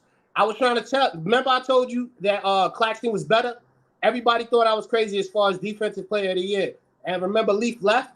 Chilltown. Yeah. Leaf left. Exactly. I was telling everybody Claxton is the better defender because he's ranked third as far as contested shots, as far as rebounding, and as far as blocks overall in the league. And he did it without his player, KD and Kyrie, mid-season, and still kept up defensive intensity. And a matter of fact, that's who I am, Cowboy Bob. I'm here for y'all. Cowboy in the house. Cowboy. We're going to catch you later. Appreciate you for coming through. And Cowboys is whack, too. Let's see you next episode. And Cowboys is whack, too. Let's put that out there. All right, y'all. Still on business. I respect it. Y'all called him out, so I got one more guy to get up here, and then we're going to read these super chats and get up out of here. But before we do that, net spend. Bingo! That's what I'm talking about. Jermaine, I just would like actually to ask 2 questions. Can I ask those 2 questions? Go ahead. Is Mason Plumlee going to be the Clippers' X factor this year? Mason Plumlee? Oh, I think he'll help them. Oh, okay. I think he'll help them. I don't know if he'll be an X factor. And also, why is Ticket TV, the transphobe, still on this platform? Get this transphobe off the platform, please. He's transphobic, man. Get him off, please. I can't watch it anymore. Transphobic? He's transphobic? Yeah. I've never heard Ticket talk I've never heard Ticket say a bad word about transgender people. Not one time have I ever heard him say it. Never. Not one time. Not even when he talks about Dillon Brooks. When he talks about Dillon Brooks, I never heard him say anything in terms of transgender about Dillon Brooks. Never heard him say anything about not even slurs. I've heard him say slurs about transgender people. I've never heard him say that about him. About Dillon Brooks. No. We're not gonna go down that portal today. We went down to the streets. You gave that guy a lot of screen time. I was waiting for him to get kicked. Yeah, we know. What is Damo, what is the, like you said, you wasn't yelling at dude. Like when people say you're emotional, what does that mean? I guess people take getting animated as just being emotional. I think as a person who does content, I know there's a clear difference between being emotional and being animated. It's a big difference in my opinion. But to people who don't do content and they just look at it like it's actually real life, they just see, oh, you yelled, you're being emotional. I get it. I understand it. I see their point of view. It's wrong, but I see it. If everyone on the panel spoke like me all the time, we wouldn't have 15. We would not have a show. Oh, Mars, here's the problem that I have with not being able to rebound. Here's the problem that I have with his ability to turn the basketball over. Nobody is listening to us, as opposed to I'm trying to defend my point, so I might get a little animated about that. That's the life of content. No one's watching the show if everyone's talking how I'm talking all the time. Like that's not that you guys aren't interested. They actually look for Mars to turn it up. They want Mars to turn up. They need Mars to turn up. They need Damo to turn up. So the whole idea, I was just trying to make sure I'm understanding you, Damo, because you said something about being emotional. I'm like, I've heard that in the past, like when I used to play basketball, about being emotional. I'm like, wait a minute, there's a difference between being emotional and being animated. So when I talk basketball, I might raise my voice, but I do what I can to talk fact. Mm-hmm. And I might get a little loud and I might get a little animated, but that's not me being emotional, because if I'm going to be emotional, then I'm going to start cursing at you and you don't know what you're talking about. Well, wait a minute. That's not what we're doing here. I mean, I would just say you could blame Stephen A. Smith. When I was younger and wanted to be an NBA analyst, I seen it from the lens of Stephen A. Smith, and I felt that was the peak of being an analyst. And I seen how he did it, and I liked it. And I was like, well, fuck that. I'm going to emulate it. Now, along the way, came into my own and threw my own flares on it. But Stephen A. Smith merchant. Is that hey, if that's what we're going, 100%. 100%. Never deny the highest paid employee over at ESPN, Mars. Chill out, man. All right, y'all. Let's run down these super chats. What we got? NG said, y'all heard about what happened to Kevin Porter Jr.? Yeah, blessing in disguise for Houston, but if it's true, I hope his girlfriend's all right. Facts. Taco 101 said Shaq made Shazam, so minus points. Oh, give me a break. I've never watched it, so it was garbage. Drink More Water said, "Who you keeping between Ingram and Zion?" Both. Zion. Both. Mm-hmm. Aramis Jones said, "Are y'all putting any stock into Franz Wagner? If so, what are your expectations of him, and what could he be?" All-star. Yes. I think he could be a better version of what Vooch was. He reminds me of, I don't want to say like a utility, like a Swiss Army knife. That's what he reminds me of. Like, he just does everything very well. I don't think he's like elite at any like one thing, but he does everything at a high level. And I think teams need that. He's a good scorer, though. Like, Franz get to it. He is. And on top of that, what? Franz is 21, 22? He's going into his third year, so he's young, yeah. Yeah, he's still young. That's and he with the drama, too. And he's one of them dudes that's with the drama, so don't think that you're going to push him around. Nah, he with the drama. I thought Golden State were going to get him. I didn't think he was going to go 6 in the draft. I thought Golden State were going to get him at 7. Hey, to answer the super chat, I'm definitely putting stock in Franz. Franz got game, and he got a long future ahead of him. So I'm gonna be watching expecting big things from him. I'm definitely gonna be watching more of Orlando this season than I was last year. I will be watching them more. Good. Keeping it like pushing. Detroit, on the other hand, Mars. Killian Hayes ain't gonna play this year. So yeah, you're gonna be seeing Detroit with Cade. It's a different Detroit, man. Killing me, man. I swear you. Oh, this guy Ron's a hater, bro. This guy Ron is a hater. Brack said this meal he cooking tastes kind of funny. Who cooking? Somebody up here cooking funny food. Mm-hmm. I don't know about that one. TMF Willie said, as a 91D in the Army, Mars is right. It's Kawhi's choice. W free will. Then Lyndon Ihiggy said, Kawhi said he planned to go in 2021, but got injured. Yeah, it tore his ACL. And I ain't saying that it's not a choice. It's just, I just thought guys would want to play. Big Don Rich said, we need a film segment on here. Big Don. Yeah, copyright don't allow that, man. Copyright don't allow that. Yeah, they'll shut us down. They'll straight shut us down. Reggie Red said, and I Troller wondering this too. Troller. Why do Mars and Damo hate America? I hate everywhere, so it's not distinct disdain for America. I hate America. I hate England. I hate Canada. I hate India. I hate Pakistan. You just hate the world. I don't Saudi Arabia. I don't hate America. I don't hate. Oh yeah, I hate South Sudan as well. I don't hate America. I don't hate America. I'm just very realistic about what the deal is over here. I'm not gonna be blinded by American shit.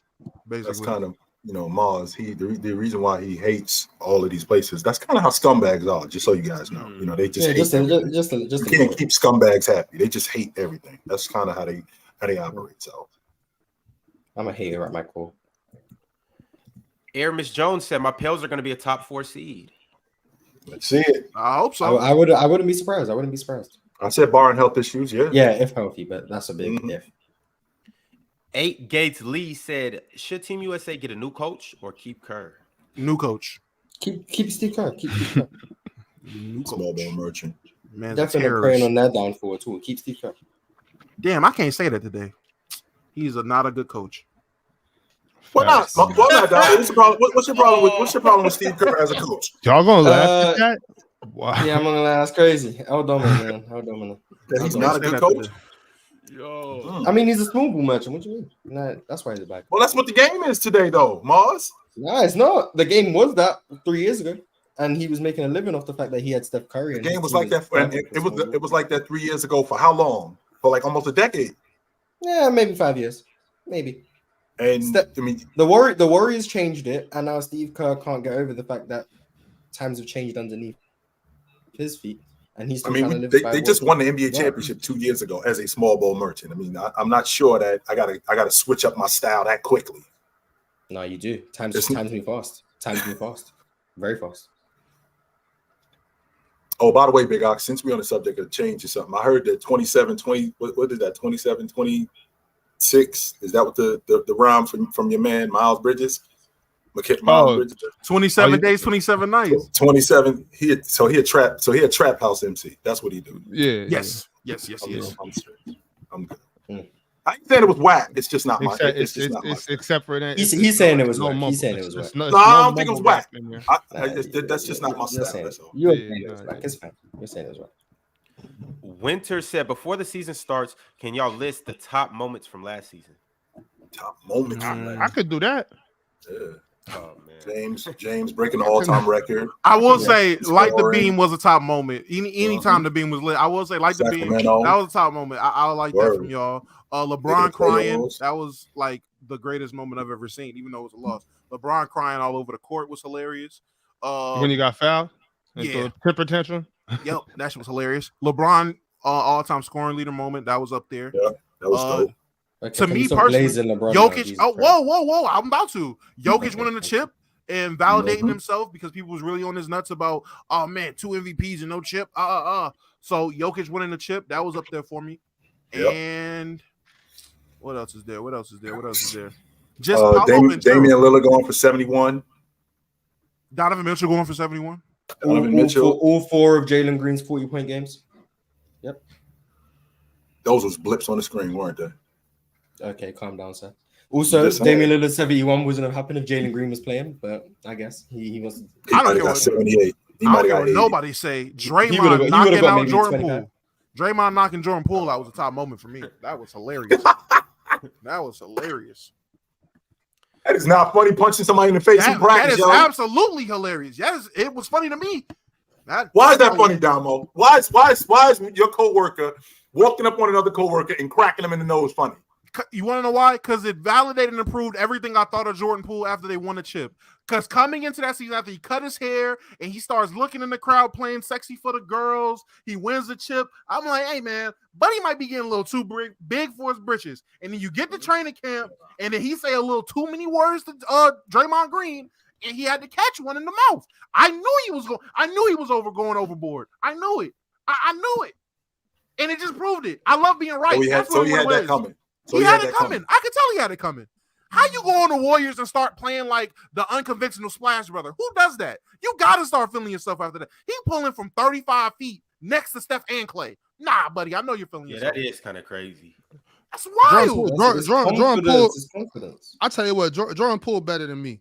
Because I would have just played it smooth for about 2-3 weeks, been like, oh, big bro, I was tripping. You know what I'm saying? My bad, big homie. I'm going to get right.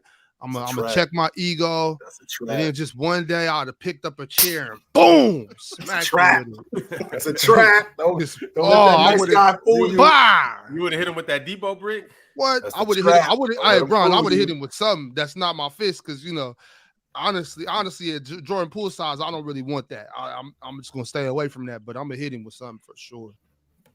I might give him that Nancy Kerrigan treatment. I don't know, but I'm gonna do something though. Oh man. All right, y'all. Random Guy Speak said, so I'm late on the stream, but Greatest really talked all that mess with no action. Just go ahead and put your phone/computer down with all that fake-ish. He's still in the chat. He's been going this whole time. Listen, I'm real easy when it comes to when I give you an opportunity to come up and speak and you don't. That's fine. I'm gonna give you're good. I won my battle. It's fine. You get no more attention from me. It's cool. Calling you names. You're a child. Well, I guess this is Greatest last hoorah. He said, what do you tell a man with 2 black eyes? Nothing. He's been warned 2 times. Look what one comment did. So emotional. Y'all must be Knicks fans. It wasn't one comment. Nope. We're running with that narrative. We're running with that narrative. It's fine. Go ahead, Ron. Aramis Jones said, Damo got me laughing like a crackhead while my daughter sleep. You're welcome. No, don't wake her up. Do not wake up the baby. Don't. Brack said, Damo just gave a nigga a virtual noogie. Crazy. He gave him a virtual wedgie too? Virtual wet willy, all that. Oh man. Winter said Badamo. Iggy said JP wasn't the problem. I seen Iggy go to Memphis and became a problem in that locker room because he didn't want to play with the young guys. I don't trust anything Iguodala got to say. What the fuck? That nigga got a podcast with Evan Turner. I don't trust nothing he got to say. Aramis Jones also said Trey Murphy is a capable defender. Then he said B.I. going to thrive without Kerr's coaching. See, terrible coach. You got to give him a virtual swirly next time, though, Damo. I'm not giving him virtual nothing next time. There is no next time. Right. Y'all go. Y'all better evict him. Tay Luke 777 said all blacks aren't from Africa. Damo. I didn't say that. I just said the blacks that are here aren't originally from here. That's what I said. No one said they were all from Africa. You racist. Some people will fight you on that, Damo. I'm not gonna go too into it, but I know some people will fight me on it, and you be fighting a pointless battle, buddy. It's facts. Native Americans are the actual Americans. Other than that, everyone was imported in some way or another. Now, generations on generations, yeah, you could be a 4th, 5th generation African American. That's fine, but at the end of the day, where your blood resides is not from this land, buddy. Just imagine that, Mars. Like, that's your house, and I show up to your place. Yo, come on in, man. Come have some food. Feed me. I'm looking at the bed. Bed's nice. You want to sleep here? Yeah, you can sleep here, actually. Then I'm looking at that woman over there. You like her? Yeah, you can have her. Come on in. So instead of me showing my gratitude to you and saying, thank you, Mars, you know what I'm going to do? I'm going to kill you and I'm going to take over your house. I ain't going back. This is British history, and this is the country I'm meant to be proud of. Like, this is British history. I'm from England. Like, I know this. We just that's the history of England, invading countries acting like it's ours. Like, I don't know what to be proud of. Like, that dude is a troll, by the way, Ron. That's straight troll alert. Oh, Terry, was that Terry? Terry with 2 dads. That's straight troll alert. You never said this? Never did I say like that. Something you would say. Like never would I say something like that. No, I hate Danny. Of all the players of my generation Damo is a player in this generation that if you saw him and you had an opportunity to punch him in the face, you would. That's how I feel about Danny Ainge. I hated that dude. I could not stand the sight of Danny Ainge. I couldn't stand him. So there's no way I would say SGA is Danny Ainge, a better version of Danny Ainge. Hell no. Oh, man. All right, so I got a couple more, and then we're going to get up out of here. Aramis Jones said, I put my money Zion plays more than Kawhi this season. This is going to be our season to get our ish together. Healthy, we are going to be good. Disregard Trey being out till December/January with the meniscus injury. Damn. No, that's like 2 months. Yeah, you guys can get through 2 months. More games than Zion. I mean, more games than Leonard. He also said Brandon Ingram versus SGA. Who y'all got one-on-one? Three dribbles. I got Brandon Ingram. In any form of one-on-one, I got Brandon Ingram. Me too. Any form of one-on-one. SGA's at 6'6", so it's not like a huge size advantage for Brandon Ingram. But yeah, I got Brandon Ingram. All right, y'all. You know where to find us tomorrow. Tomorrow we are talking about the Memphis Grizzlies. On your way out, subscribe, like the video. Also, the press box is next, and then PC Footy a little later tonight. Gridiron later this evening. Oh, you want footy tonight, Mars? We'll see. I might pull up and learn something on footy. I'm not sure what exactly goes on, but I need to understand.